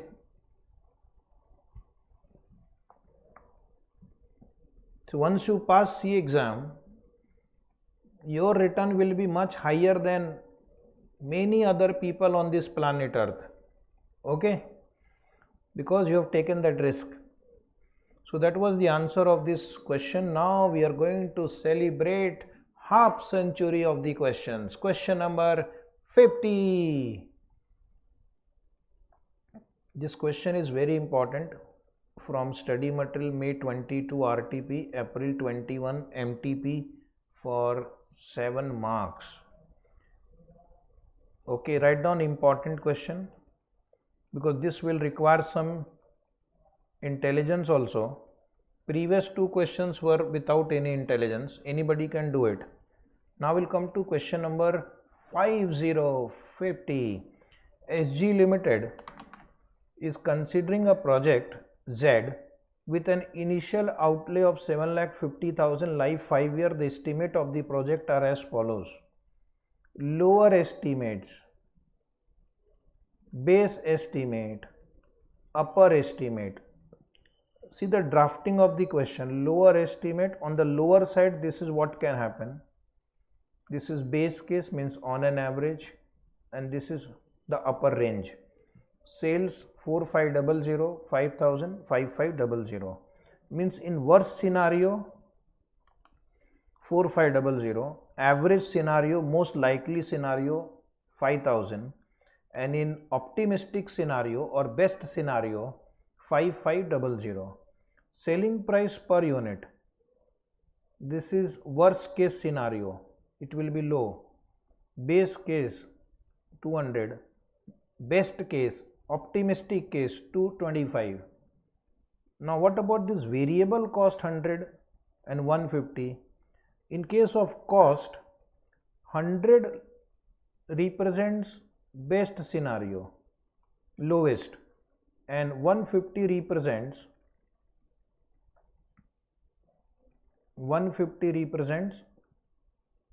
worst scenario, because in terms of cost, higher cost is not good, lower cost is good, and same thing for fixed cost. In best scenario, fixed cost will be 550,000. In worst scenario, it will be 1 lakh, whereas this is in case of sales and selling price. These are worst scenario, sorry, this is best and this is best. So don't go by the column, go by the understanding. In case of revenue items, higher is better, lower is worst. In case of cost item, lower is better, higher is worst. And then depreciation included in fixed cost is 35,000. This time they have used the word included. In some previous question today, the wording used was excluded. So this 50,000 or this 75,000 or this 1 lakh, they include 35,000 rupees of depreciation already included, and tax rate is 25%, cost of capital is 15%. Determine NPV in worst, base and best case scenario. The mistake that the student can make, they can take all these numbers in the worst case and all these numbers in the best case, but it will be opposite. It will actually be opposite. You or not opposite actually.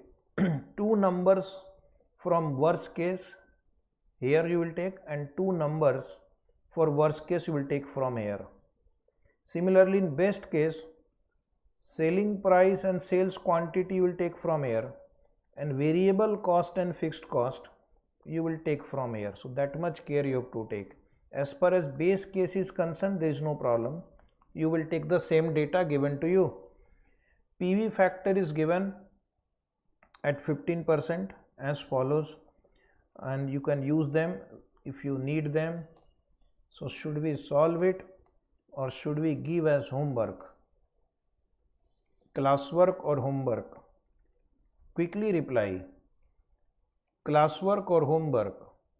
Classwork, I know, because you don't have time for homework. Your schedule is very busy. No problem. Write down. First, I'll give you one note before you forget. Note, write down. In worst case scenario, take highest cost, take lowest selling price, take lowest sales volume, bracket sales unit. Below that write, in best case, take lowest cost, take highest selling price, take highest sales volume.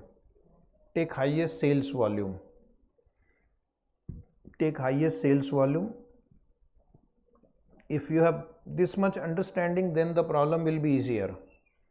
Okay, now write down step 1, calculation of yearly cash inflow. Little fast. little fast. Question is very easy. Only once you identify the numbers you have to take, then my job is easy. 3 columns on the right side, worst case, best case. Sales unit, in worst case I will take the lowest quantity that can be sold, 4500. In base case we will take 5000. In best case we will take 5500. Then these are in quantity. Below that rupees.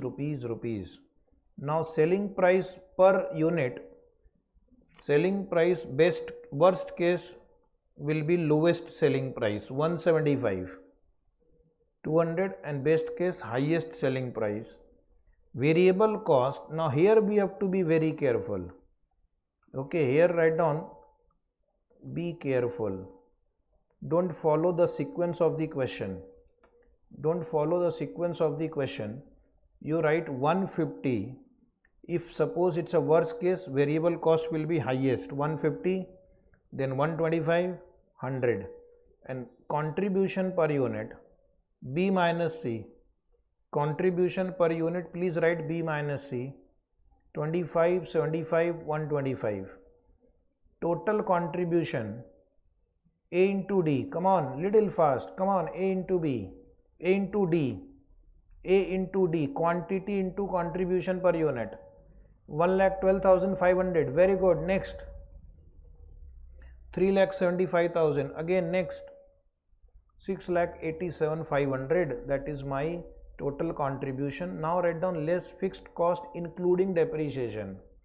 Less fixed cost including depreciation, 1 lakh is the highest fixed cost I will take, which includes depreciation of 35,000 also.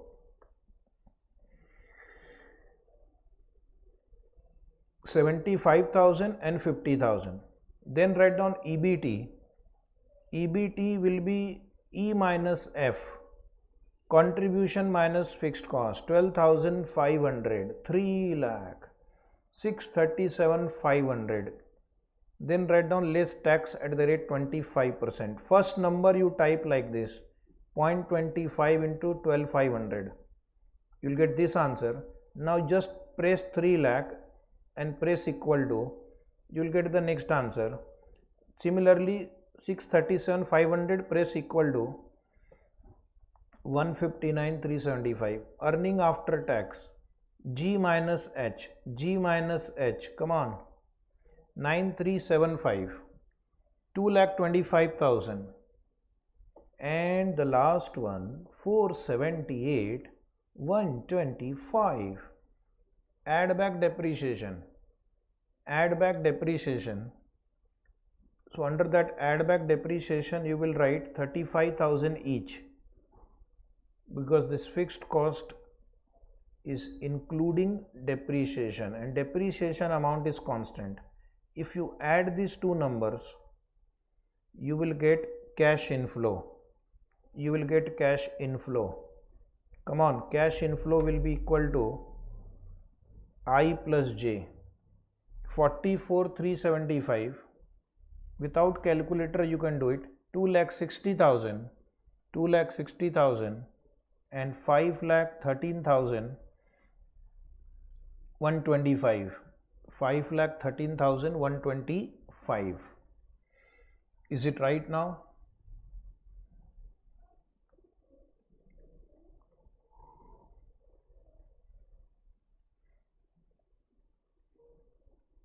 Now write down next line, calculation of NPV in different scenarios. Calculation of NPV in different scenarios. Under that 3 columns, worst case, best NPV. Cash inflow, go to the step 1. Go to step 1, cash inflow. 4,4375, 2,60,000, 5,13,125. Then PV annuity factor 15%, 5 years. PV annuity factor, you add the factors given in the problem. you will get 3.353. Please confirm. 3.353. Is it right? Say yes. 3.353. Therefore, PV of cash inflow. Very good. PV of cash inflow. A multiplied by B. First number, type this into this 44375 equal to. Now just type 2,60,000 equal to. Just type 513,125 equal to. You can round off the numbers if you want. Point number D, less initial investment. Less initial investment. Under less initial investment, 7,50,000. 7,50,000. 7,50,000. Therefore NPV. Come on. C minus D. First one is negative. 6,01,260. 210.62. You can round off to 211 also. Second one is positive. 121,780. Third one is also positive. 9,70,508.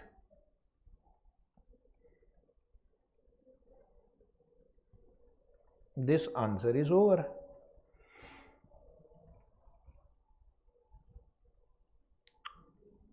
This is called scenario analysis. If worst scenario takes place, what will happen? Best case scenario takes place, what happens? Best scenario happens, what happens?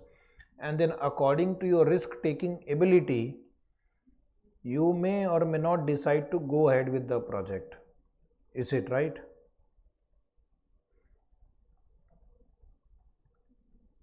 Now the interesting part of this chapter, the most interesting part of this chapter is decision tree analysis. What is a decision tree? It is a statistical technique which helps you to arrive at a decision out of several alternatives. When we have several alternatives in front of us, we are confused. What should we do? Should we do this or this or this? Should we take this decision or this decision? Every decision will have outcome. So we have to analyze those outcomes. We have to analyze those decisions and then arrive at the final decision. So it is a mathematical tree, step or technique which helps you to arrive at a decision out of several alternatives, where each alternative can also have multiple outcomes or consequences. Is it right? To understand the concept of decision tree, we have to first understand with the help of one small example, okay, a time pass example, but helps you to understand the concept. There is a student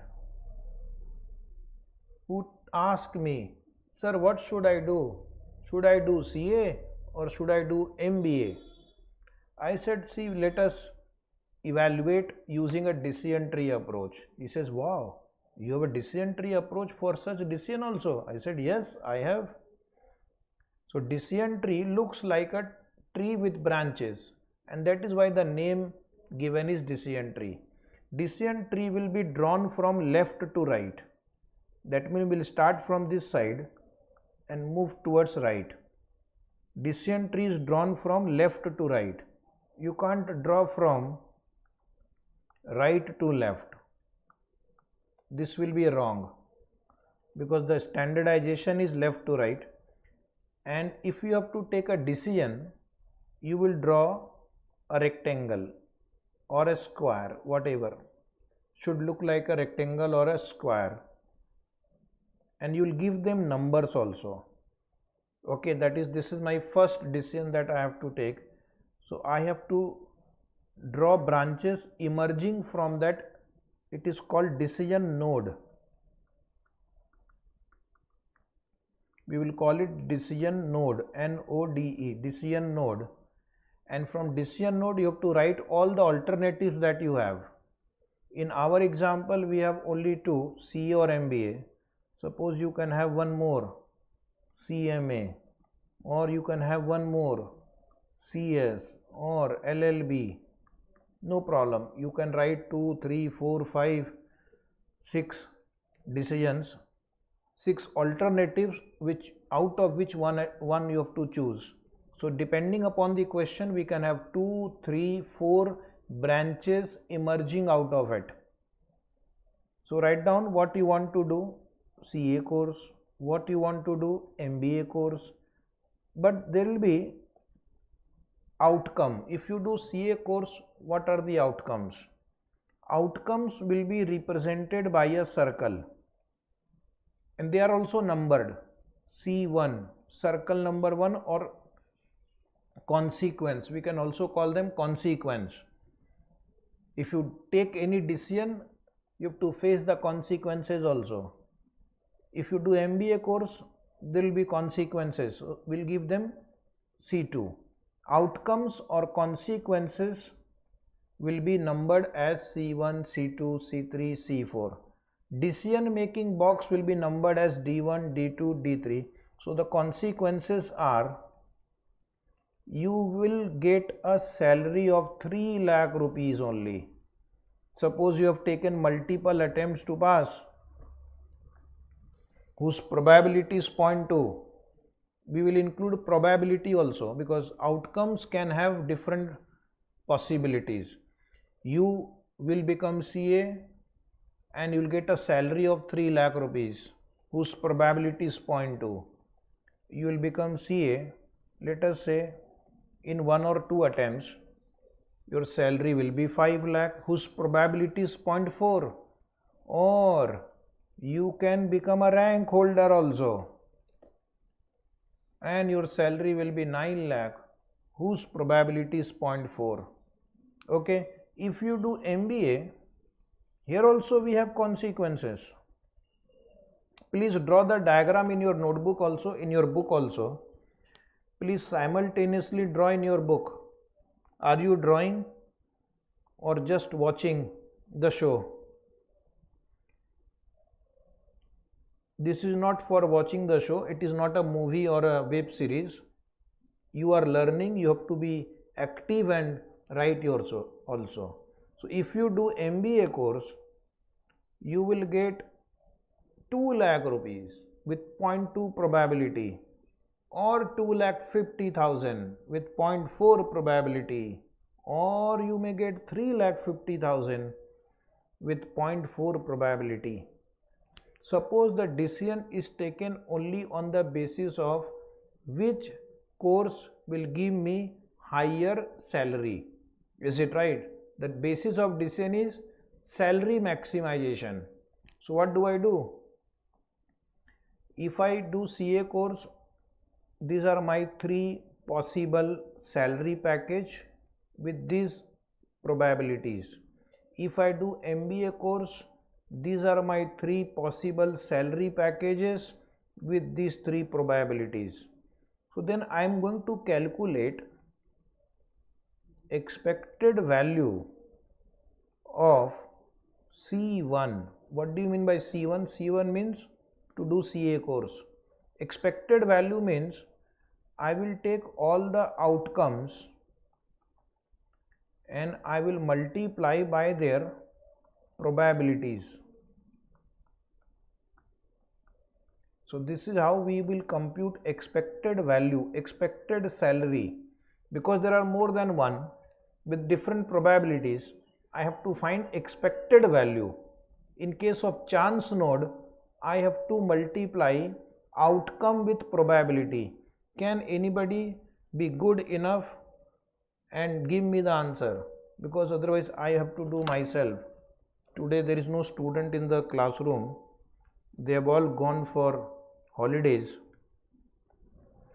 3 lakh into 0.2. Please reply first. 3 lakh into 0.2 is how much? 60,000. 5 lakh into 0.4, 2 lakh. and 9 lakh into 0.4, 3,60,000, total 6,20,000. So my expected salary of doing CA course is 6,20,000, and one more line, expected value of C2. Do it directly and give me the answer. 2 lakh into 0.2, 40,000, 2,50,000 into 0.4, that is 1 lakh, and 3,50,000 into 0.4, that is 1,40,000. So 140 plus 1, 240 and 20, 40, 280, very good, 2,80,000. Now we'll write expected value of D1. Wait a minute, decisions don't have probabilities, outcomes have probabilities. In case of decision box, I have to make a choice here between CA and MBA course. And what is my objective? My objective is maximization of salary. C1, which is CA course, 620, and C2, which is MBA course, is 280. So what will be the value of D1? The value of D1 will be higher of 6,20,000 and 2,80,000, which is 6,20,000, and 6,20,000 is the value of C1. So my decision, write down decision, join CA course, join CA course. And this way I was able to tell the student that, dear student, see, this is how we have taken the decision only on the basis of numbers. Okay, so this was just a simple example of decision tree. It can be applied in many fields. Okay, it can be applied in many fields. It can be applied in the field of finance also, for taking decision when we have multiple options available. For example, it can be simply project A, project B, and if I take project A, these are the possible NPVs and their probability. If I take project B, these are the possible NPVs and their probabilities. So it becomes a decision tree problem of project also. There can be a problem, expand the plant capacity, do not expand the plant capacity. Then also we can draw decision tree like this. Then we have one question in the book, whether to print books or not to print books. Print books for CA final, do not print books for CA final. That is also a decision making point. So in the coming questions we are going to see several decision making points. So first we'll take a small break of 10 minutes. In the break you can either relax, have tea, coffee, biscuit, sambar, idli, or you can read this paragraph, whatever suits you. So see you after 10 minutes.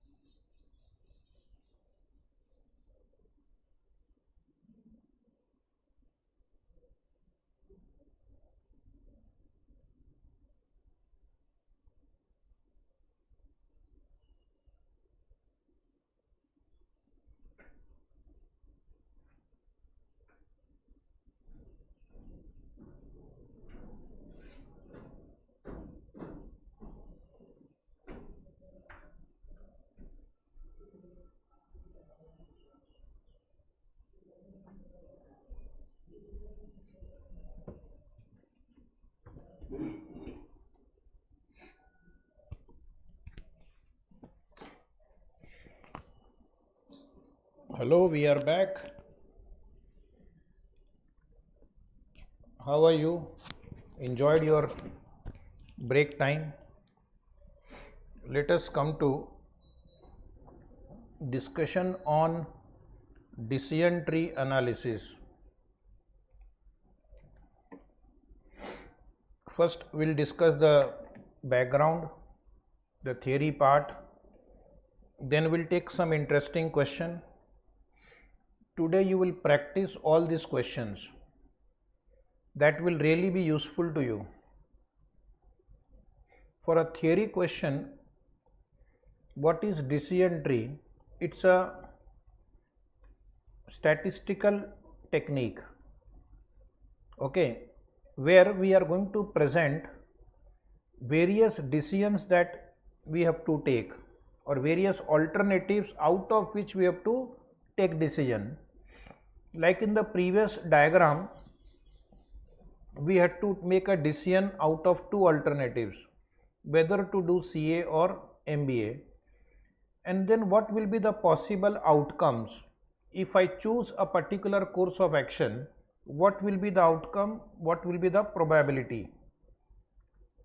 In capital budgeting, what we are supposed to do, we are supposed to identify what are the various alternative courses of action, and then what will be the outcome and how to take decision. All these alternatives and outcomes are presented in a decision tree. This will give you a very good understanding about the question. When you draw the question in the form of a decision tree, it gives you a complete idea what are the various alternatives, what are the outcomes, and it will help us to take a decision. So in short, I have written one note here. A decision tree is a presentation of various decisions, possible outcomes, and their probabilities at various stage of a project. So basically it gives you a visual idea. What are the options? What are the alternatives? There are two steps in preparing a decision tree. First step is to draw the decision tree itself. Now this is the most important task, because if this is right, this itself will be right. By reading the question, you have to identify what are the alternatives we have, what are the outcomes of these alternatives, and sometime one decision may lead to another decision. That is to do CA course. Suppose if I do CA course but I don't get a good package, should I do CPA also? That can be another decision making issue now. So one decision may lead to sometime another decision. Is it right? If the product is successful, suppose if the product is successful, should we expand the capacity or should we not expand the capacity? There can be another decision that you may have to take. Which is the most critical task for a student? To read the problem and understand what are the decision issues involved and what are the consequences, what are their probabilities. If you can do this, step number 2 is automatic. Step number 2 is to incorporate probabilities, relevant values, and then derive expected monetary value. If you remember, we have derived monetary value of doing CA course, monetary value of doing MBA course, and accordingly we took the decision. To keep your life easy, I have put this whole discussion into 7 steps. Step number 1 is, there are 7 steps in drawing decision tree, which you can call 7 rules also. This is not legal subject. Just for understanding, we have written first rule is you begin with a decision point. Like we started with a decision point D1. It is also called decision node, represented by a rectangle or a square, no problem. An outcome point, once you take a decision, there will be outcome. also called chance node, is denoted by a circle. So by looking at the diagram, one can understand that these points are decision points, these points are outcome or chance or consequence point. Then you will write rule 2, decision alternative. Decision alternative to do CA, to do MBA, okay, are shown by a straight line originating from the decision node. Point rule number 3, a decision tree will be drawn from left to right. A decision tree will be drawn from left to right, and decision box and chance node are sequentially numbered so that it is easy to identify which decision node or which chance node we are talking about, because in a bigger problem there can be 3 or 4 decision box, there can be 3 or 4 chance node, so it is better to number them sequentially. Normally we will follow for decision nodes D1, D2, D3, D4, and for chance node or outcome node we will follow this sequence, but it is not a hard and fast rule. You can write A, B, C, D, E, F also. Then one thing which is easier in the problem, the institute will give you probabilities. Values and probabilities for each branches are incorporated like we have done. 0.2, 0.4, 0.4, he will get 2 lakh, 4 lakh, 7 lakh. Next is the value of each circle and each rectangle is computed by evaluating from right to left and mark. Evaluation will be done from right to left. That means the rightmost circle or rightmost decision node will be first valued. You will move backward till you reach D1, decision node 1. So that is how evaluation will be done. If it is a chance node, outcome node, then the expected value is the aggregate of expected values of various branches that emanate from the chance node, which means it is the sum of the probability into values.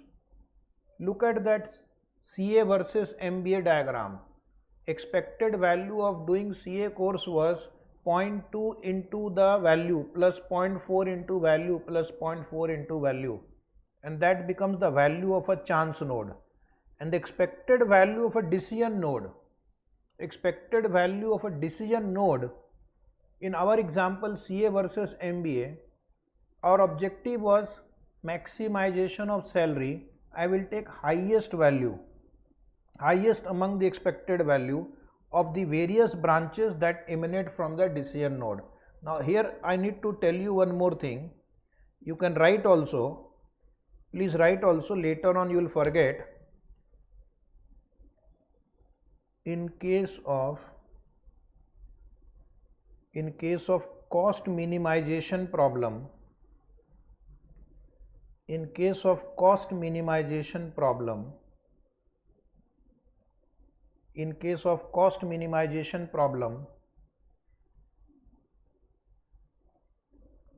select the lowest value.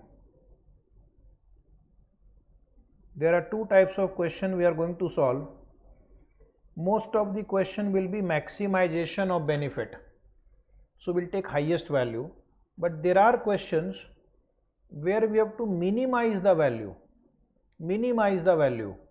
like for example a problem involving only cost, then I would try to minimize the cost, and then in decision box will take that option, that decision which results into lower cost. So these are some basic rules in decision making, and very easy also. Draw from left to right. Decision box is represented by rectangle, chance node is represented by circle, they are sequentially numbered. Evaluation is done from right to left. Value of a chance node is expected value, that is probability into value. Value of a decision box is highest number or the lowest number, depending upon what is my objective of decision making, whether I want to maximize the profit or minimize the profit. Advantage of decision tree is that it will give you a visual appearance of all the outcomes, all the alternatives, so that you can understand the situation better and you can take a proper decision. It helps the management to take more appropriate decision. Welcome to question number 51. Source write down reference book. Source reference book. The purpose is, first you start with a easy question, and there was no easy question in your study material of the institute. So I have to first give you one easy question similar to the one which we discussed few minutes back. So my dear student, come to question number 51. AS Limited has the following estimate of the present value of future cash flow after tax. Underline. So good news is that you don't have to compute the present value. The present values are already computed for you. These are already in present value terms. So this is one type of question where present values are already done, and the question is whether to expand the plant capacity. Company intends to use a decision tree approach to get a clear picture of the possible outcome of this investment. When the problem says use decision tree approach, you have to also draw the decision tree. The plant expansion is expected to cost rupees 3 lakh.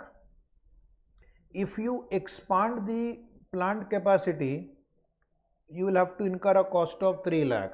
But if you do not expand the plant capacity, you will not be required to incur 3 lakh. So while computing the NPV of the decision with expansion, you have to also consider the fact that you are going to invest 3 lakh rupees in that. So my net NPV will be after deducting 3 lakh. But if you don't expand the plant capacity, then you don't have to deduct 3 lakh rupees. You just have to compute the expected NPV without expansion. And these are the NPVs. These are the present values given to you. These are the probabilities. So we will assume the same probability applies to this 3 number also, and same probabilities applies to this 3 number. Sometimes they can give you different probabilities for with expansion and different probabilities for without expansion. Advise the company regarding financial feasibility of the project. That means whether the question is whether the company should expand the plant capacity or do not expand the plant capacity. So what are the two alternatives we have right now? The two alternatives that we have right now is to make a choice between whether to expand the plant capacity or not to expand the plant capacity. So the first step in decision tree problem is the decision tree itself. Right. Draw the diagram along with me. Okay, don't wait. Start on a fresh page. Start from the left side of the page. Draw bigger diagram. Easy for you to revise later. Start with D1. D1 is my decision node. I have to make a choice between expand the plant capacity, which will cost me 3 lakh, in bracket cost 3 lakh. And the other option is do not expand. If I expand the plant capacity, there will be consequences. Chance node, it is called chance node, C1. And what are the possibilities if I expand the plant capacity? If I expand the plant capacity, then as per the question, I can get cash flow of 3 lakh or 5 lakh or 9 lakh with probabilities 0.2, 0.4, 0.4. The probability will be written very close to the branch, very close, so that one can understand that this 0.4 is for this 9 lakh, that this 0.4 is for this 5 lakh, and preferably they should be written in the same line. Okay, even though it is a decision tree, but follow some discipline. You can't draw any tree that you want. It should look nice. For do not expand also we have same probabilities, and these are the outcomes. So preferably they should come on the same line. Easy to understand. Is the diagram understandable? The student will think the same diagram we have used for CA versus MBA also, with the same numbers also. You are right. That is the trick of a teacher, to explain a concept. Okay, it was this question which I converted into CA versus MBA so that you got more interested. So now see, we have two chance node and one decision node. So first we are going to evaluate C1, then we are going to evaluate C2, and then we'll move backward. C1 and C2 are emerging from D1. D1 is a decision box, so I will choose higher of these two options. Value of C1 will be expected value, which is the sum of the product of probabilities into their respective values. Is it right? So now let us put it in simple words. Step 2 evaluation. Step 2 evaluation, please follow me. Value of C1 is equal to 3 lakh into 0.2 plus 5 lakh into 0.4 plus 9 lakh into 0.4. Calculation must be displayed in the answer. So that comes to 6,20,000. That is the value of C1. Value of C2. 2 lakh into 0.2 plus 2,50,000 into 0.4 plus 3,50,000 into 0.4, that is 2,80,000. We have done this calculation in that example also. So value of chance node or outcome node will be expected value, like we have done just now. Value of a decision node will be depending upon what is my objective. In this question my objective is NPV maximization, so I will take higher of. There are two branches emerging from D1. One gives me 6,20,000, one gives me 2,80,000, but 6,20,000 is before deducting cost of expansion, so I will deduct 3 lakh rupees also. After deducting 3 lakh from 6,20,000, then I will compare. This is 3,20,000, this is 2,80,000. Answer is 3,20,000. 3,20,000 is the value of expand the plant capacity. Therefore, the decision or conclusion will be the management should expand the plant capacity. The management should expand the plant capacity because expected NPV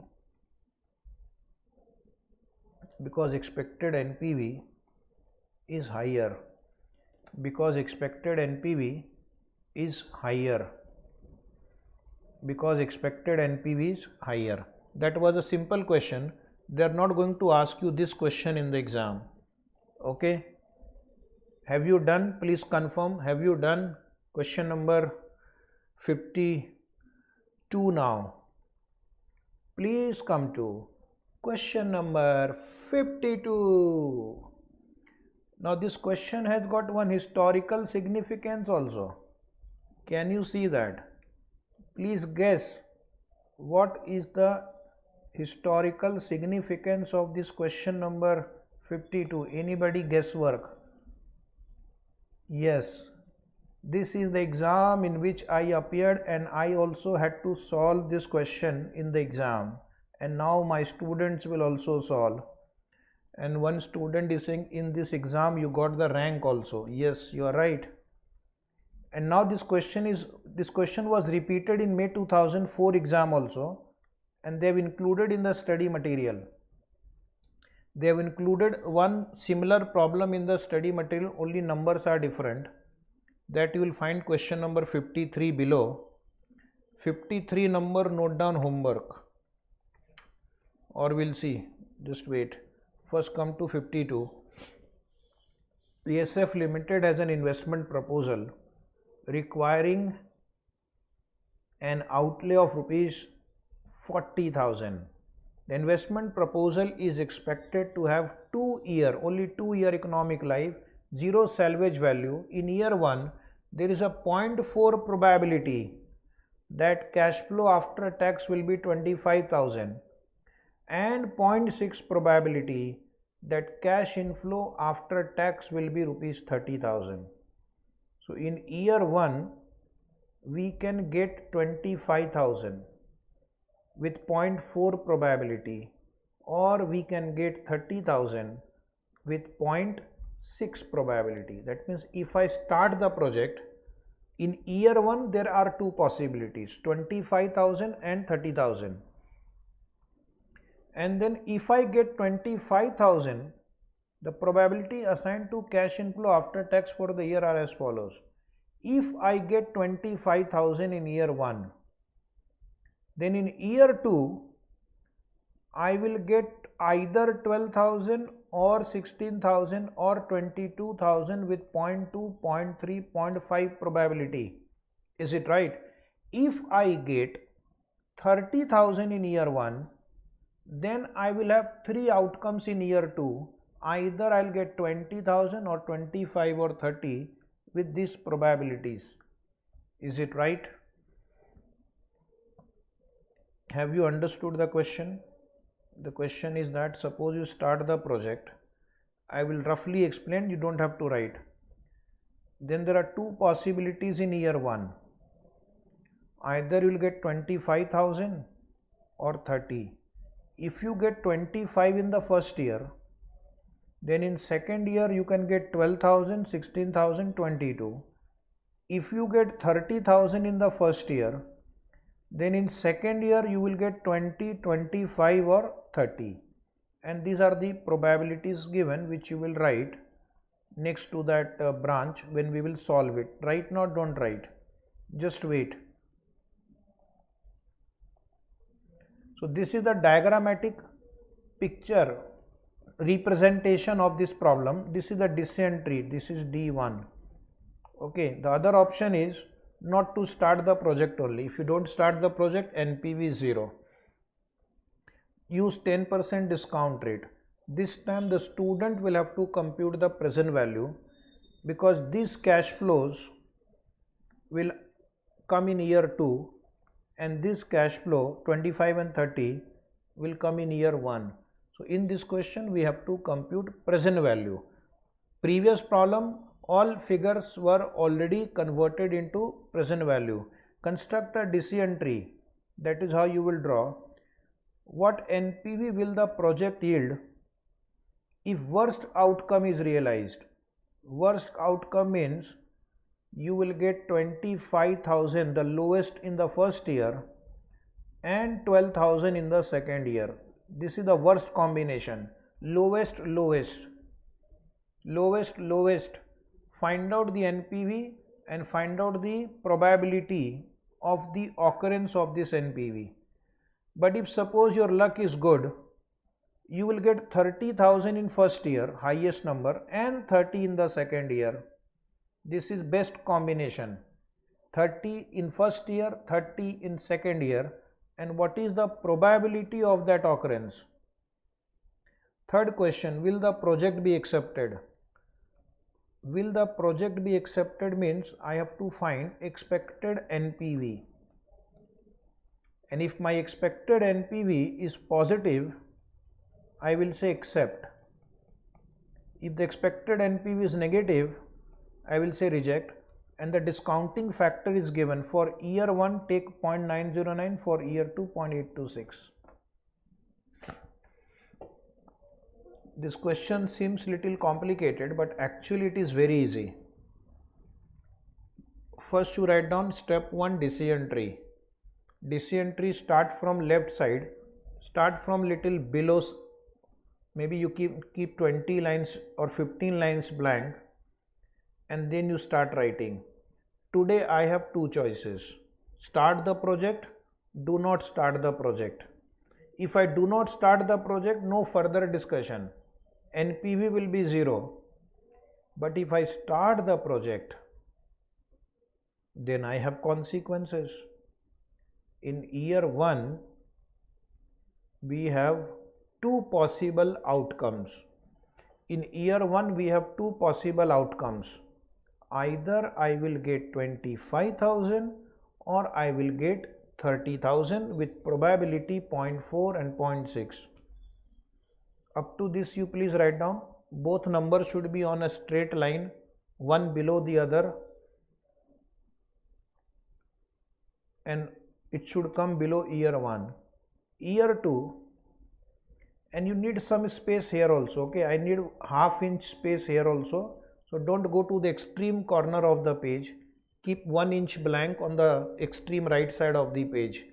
Now year 2 answer depends on what happened in year 1. In year 1 we will get 25,000. In year 2, after getting 25,000, we will get either 12,000 or 16,000 or 22,000 with probability 0.2, 0.3, 0.5. And if I get 30,000 in year 1, if I get 30,000 in year 1, then I will get either 20,000 or 25,000 or 30,000 in second year. Is it right? How many paths are possible? How many paths? How many combinations are possible? Can you guess how many combinations are possible? 1, 2, 3, 4, 5, 6. How many combinations are possible? I have given you 6 options. One of them is right. How many combinations or how many paths are possible? Anybody? 6 paths are possible. 6. See, this is one path. This is one path. Then this can be second path. Then this can be third path. Then this can be fourth path. Then this can be fifth path. And then this can be sixth path. Depending upon what you get in first year and what you get in second year, there are total 6 paths which are possible. Can you see that? If there are 6 paths possible, there will be 6 possible NPV also. There will be 6 possible NPV. If you get 25,000 in year 1 and 12,000 in year 2, this combination will give 1 NPV. If you get 25 in first year and 16 in the second year, this combination will give you second NPV. Likewise, we will have total 6 possible NPVs. We will have 6 possible NPVs, but each NPV will have a probability. So what will be the probability of the first path? What is the probability of the first path? The probability of the first path means getting 25,000 in the first year and getting 12,000 in the second year, which means it's like asking a statistical question. What is the probability of getting 25,000 in year 1 and 12,000 in year 2? Which means I am asking you a joint probability question, and in a joint probability question you have to multiply the two independent probability. 0.4 into 0.2. Very good answer, Bapat. 0.4 into 0.2 is right. 0.4 into 0.2. So joint probability, write down. Joint probability means probability of getting 25,000 in year 1 and 12,000 in year 2. Multiply 0.4 into 0.2 and just write down next to this number 0.08. You are right, 0.08 was right. Now similarly, what is the probability of getting 25,000 in year 1 and 16,000 in year 2? You will multiply 0.4 into 0.3. 0.4 into 0.3 is 0.12. Very good. Come on, next. 0.4 into 0.5, 0.20. Just write down next to this number. This should be written very on the same line so that one can understand the probability. Then 0.6 into 0.4, 24, 0.24. 0.6 into 0.5, 0.3. Very good. 0.6 into 0.1, 0.06. For a cross check, the total of all the probabilities should be equal to 1. Just cross check. Total of all probabilities will be equal to 1. Is it 1? Anybody who can certify? Is the answer of joint probability 1? Yes. Now understand, we have to make a decision between start and do not start the project. If I do not start, the NPV is 0. If I start the project, what will be my expected NPV? So I have 6 possible NPV. With these probabilities, I will compute expected NPV. If expected NPV is positive, I will say start the project, because then this is higher. If expected NPV is negative, I will take a decision do not start the project, because that is higher. So I need to find out expected NPV. I have total 6 paths, 6 combinations, 6 possible NPVs. So there are different ways you can solve it. One is you can solve by preparing 6 different tables. Okay. Second, in one table only we'll get all the 6 answers and then multiply by probability. I think this is going to be faster, easier to understand. So we'll follow one table format only. In some books they have prepared different tables for the same question. That is also okay. I don't claim that this is the only right answer. Finally, it is a mathematical subject, and if you get same answer by different format, you are welcome. So we'll draw a total of 9 columns. Take a pencil, pen, calculator, scale and draw. First column, write year. Under year, 2 columns, cash flow, present value. Under present value, write down the factor of year 1, 0.909. 0.909 is the factor of year 1. Year 2, 2 columns, cash flow, present value, second year factor is 0.826. Then write down total PV of cash flow, total present value of cash flows. Then write cost of project, then write down NPV, then write down NPV, then write down NPV and then write down joint probabilities. There will be 6 different NPVs depending upon the combination of year 1 and year 2. Joint probability we have computed. NPV multiplied by joint probability will give you expected NPV. So first you draw this table and write down column numbers also. These are column numbers. Column number 1, 2, 3, 4, 5. 5 will be 2 plus 4. PV of cash flow of the first year and PV of cash flow of the second year. Column number 6, 7 is NPV. Column number 5 you will take minus 6. Then column number 8 joint probability.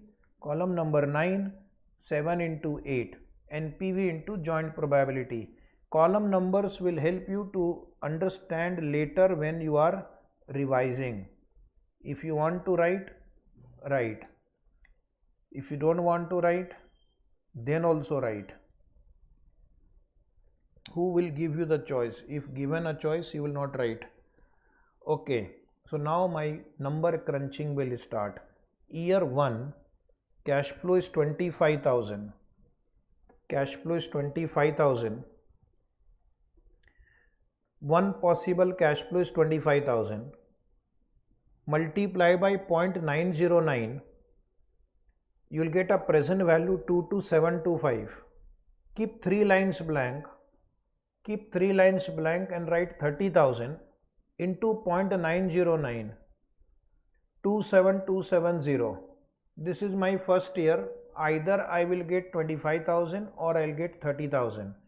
If I get 25,000 in the first year, I will get 12 or 16 or 22 in the second year. If I get 30,000 in the first year, I'll get 20, 25 or 30,000 in the second year. Is this understandable? Is this understandable? Now what you do, shortcut to calculate present value. First you type 0.826 into 12,000 equal to 9912. Now just type 16,000 equal to 13216. Type 22,000 equal to 18172. 20,000 equal to 20,000 equal to 25,000 equal to 30,000 equal to. This is the present value of year 2 cash flow, depending upon whether you get 12,000 or 16,000 or 22,000 or 20, 25, 30. Any query up to this?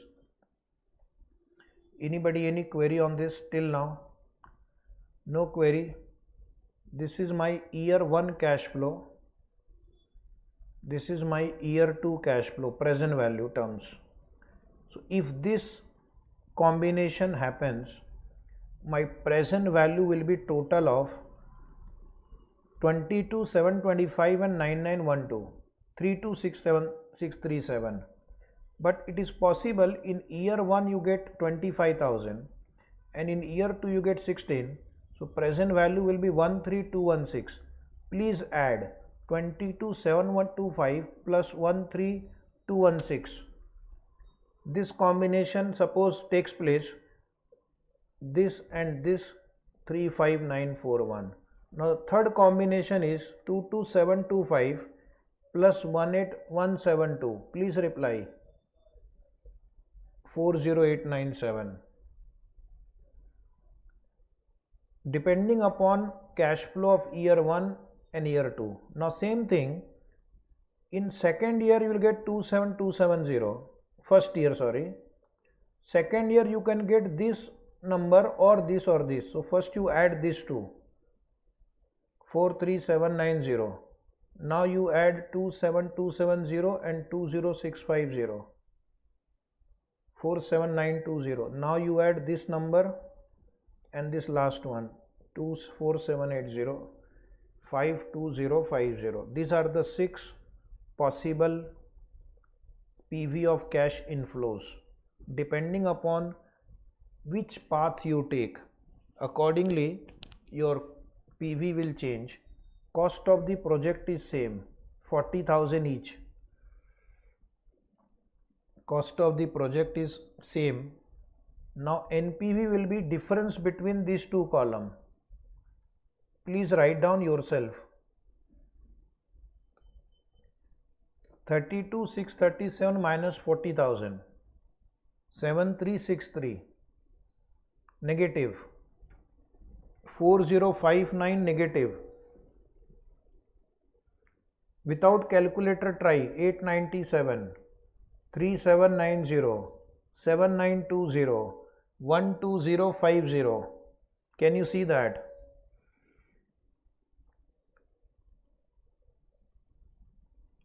Wait, up to this is right? Up to this is right? Yes or no? Yes. Now we'll go to joint probability. copy from the decision tree where we have drawn decision tree. On the right side we have written joint probability. On the right side we have written joint probability. So you also write it down. And now my question is, what is expected NPV? Now you have to use memory plus and memory minus function. This into this equal to memory minus, because it is negative, write the number. This into this equal to memory minus 487. Remaining will be memory plus 897 into 0.20 equal to memory plus 179. 3790 into 0.24 equal to memory plus 910. 7920 into 0.3 equal to memory plus 2376. 12050 into 0.06 equal to 723. Is it right? Now my total is memory recall. Please confirm. Memory recall and check the total. Is it matching with 3112? Anybody? 3112. 3112. Yes. So one student has confirmed. One question is whether project should be accepted. If you accept the project, expected NPV is positive. If you do not accept the project, NPV will be 0.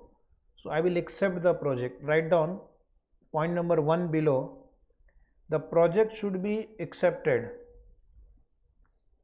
The company should accept the proposal. The company should accept the proposal as the NPV is positive. The company should accept the proposal as the NPV is positive. Then there was a question. That what will be the worst NPV? What will be the worst NPV? And what is the probability of that? Worst NPV would be this number. Suppose you get 25,000 in first year and 12,000 in the second year, you will end up getting an NPV of 7363. But the probability of getting that NPV is 0.08. So write down the worst NPV is minus 7363 with a probability of 0.08. With a probability of 0.08. And suppose your luck is good, you get 30 in the first year and 30 in the second year, you will end up getting an NPV of 12,050. This combination will give you 12,050 NPV, but the probability of getting this is 0.06. So write down the best NPV will be 12,050 with a probability of 0.06. With a probability of that means you will go to 6th number path. What is the chance? The chance is only 0.06, 6% only. There is only 6% chance that you will have best cash flow in year 1 and best cash flow in the year 2. So this is my answer for this wonderful question. Any query now? Any query on this question? This question was asked for about 14 marks. Now they will ask you for 8 to 10 marks. Next question number 53. Write down homework. Question 53 homework. Same question. Can you just read below?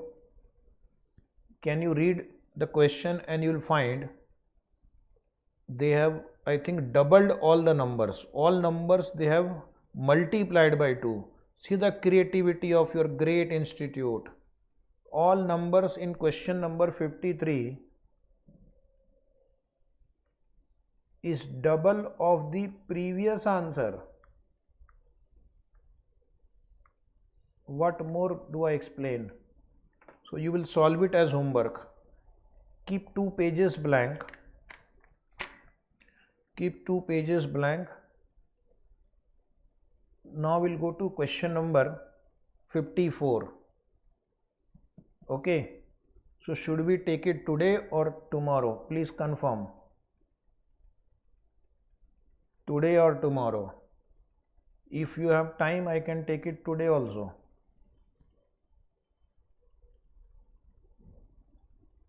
Okay. So the students are requesting to take today. Okay. So let us take question number 54.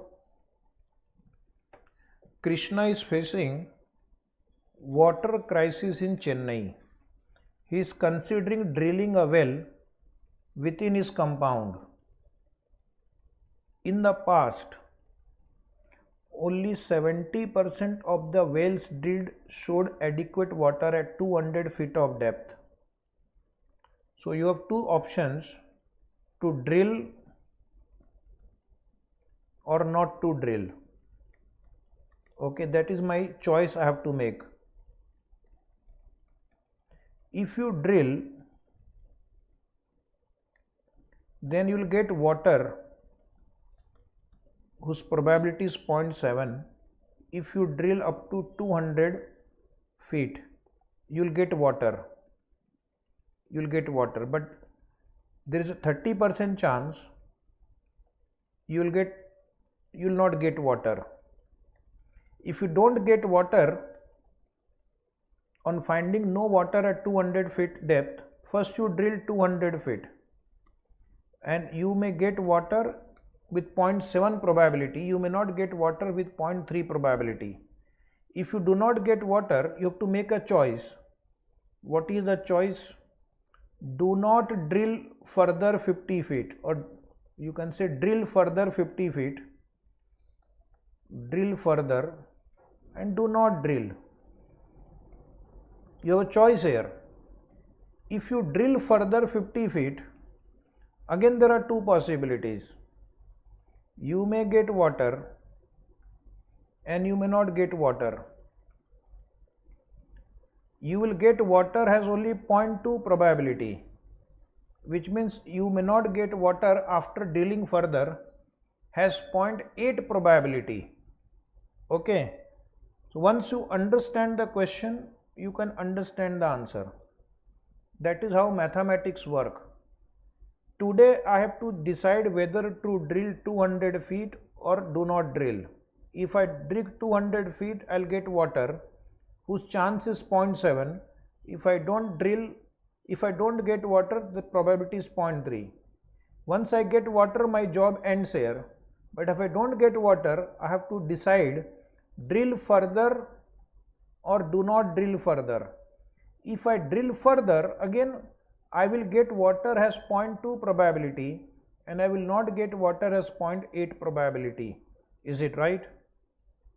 The prevailing cost of drilling is 50 per feet. If you drill, you have to pay 50 rupees per feet. So if I drill 200 feet and if I get water, my cost will be 50 into 200 feet. My cost will be 50 into 200 feet. But if I do not drill,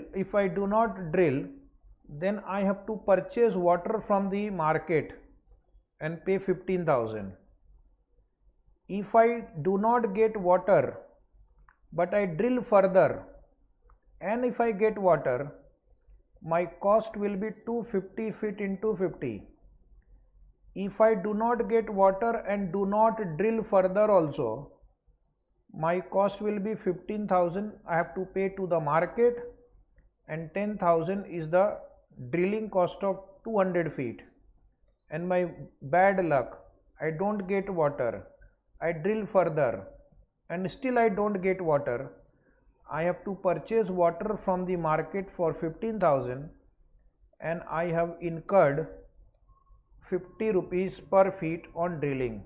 So these are my cost at different level. So what do? I will have to evaluate this from right to left and reach the decision.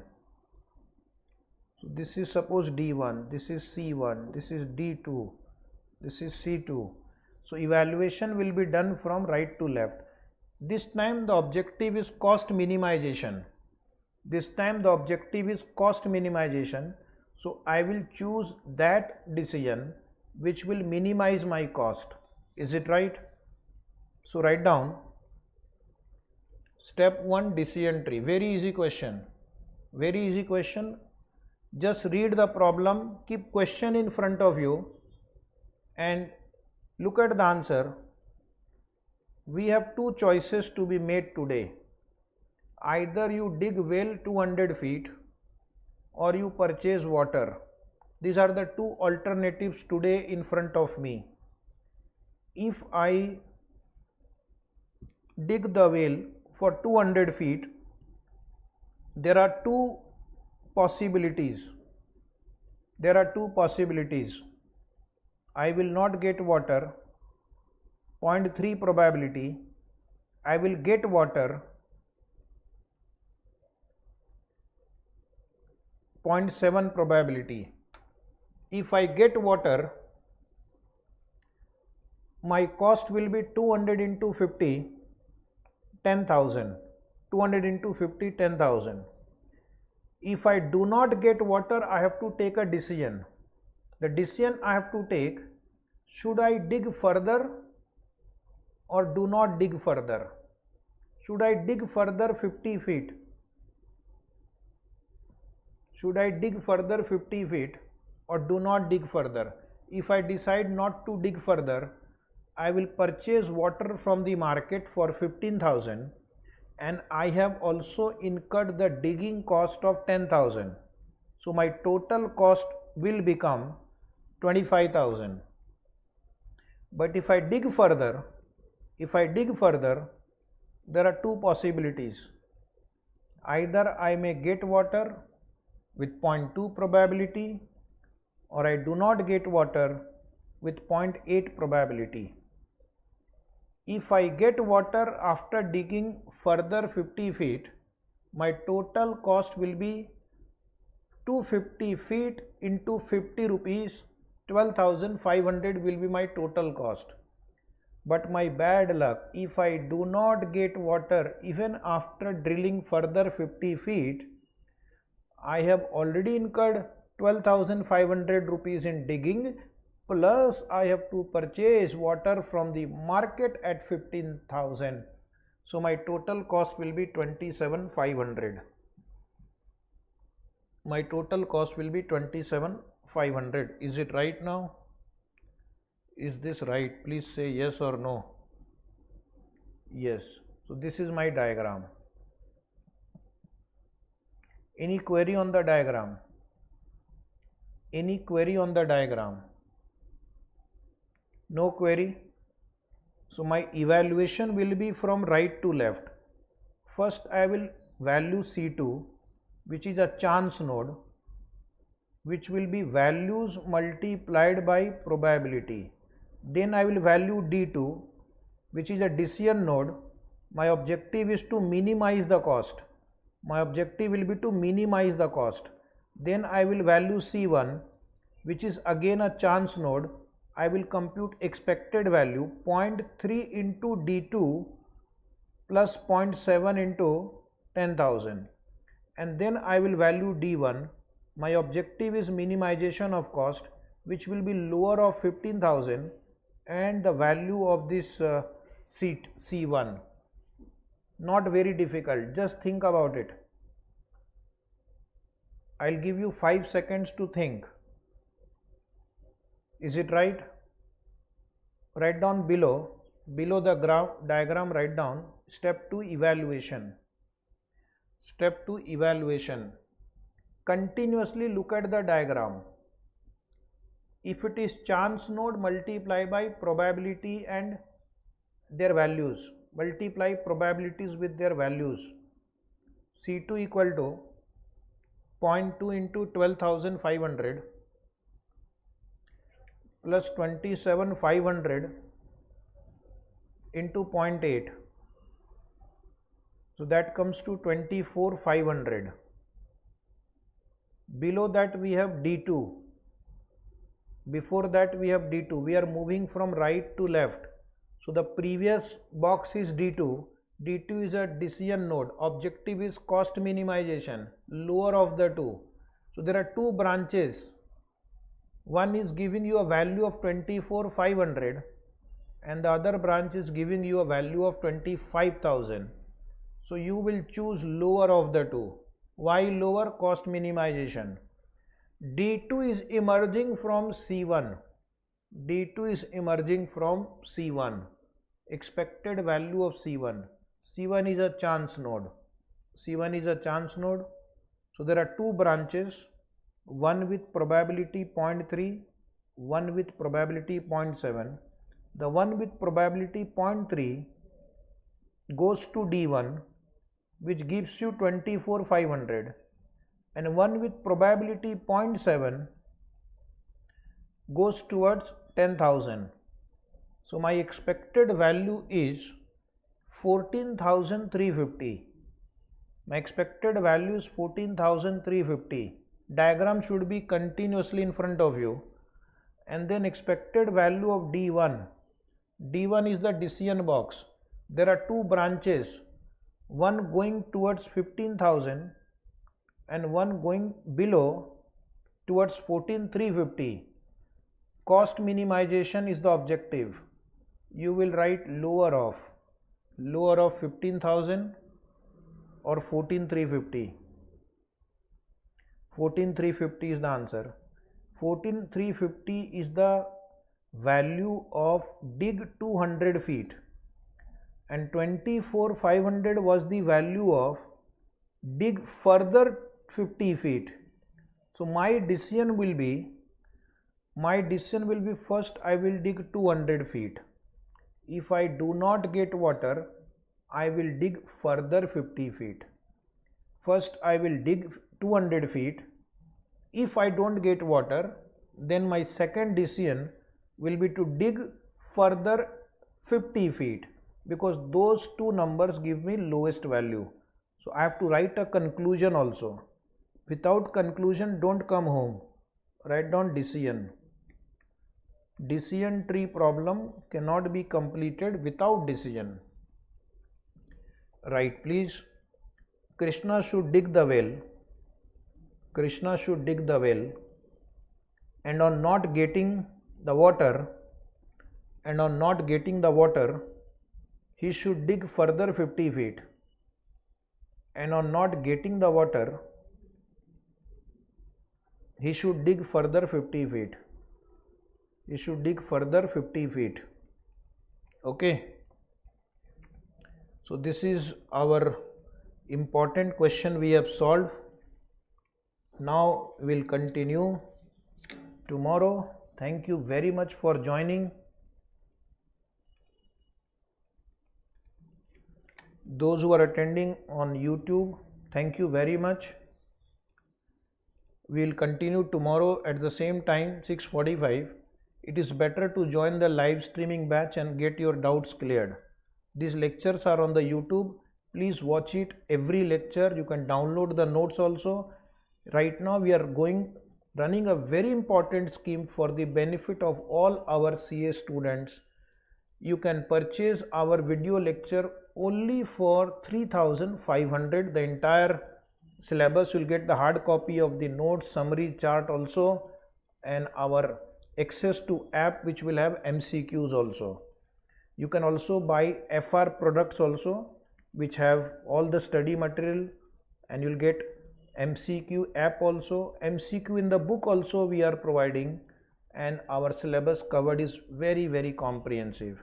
The reason why we are taking comprehensive lecture is that you should be able to feel confident in the exam.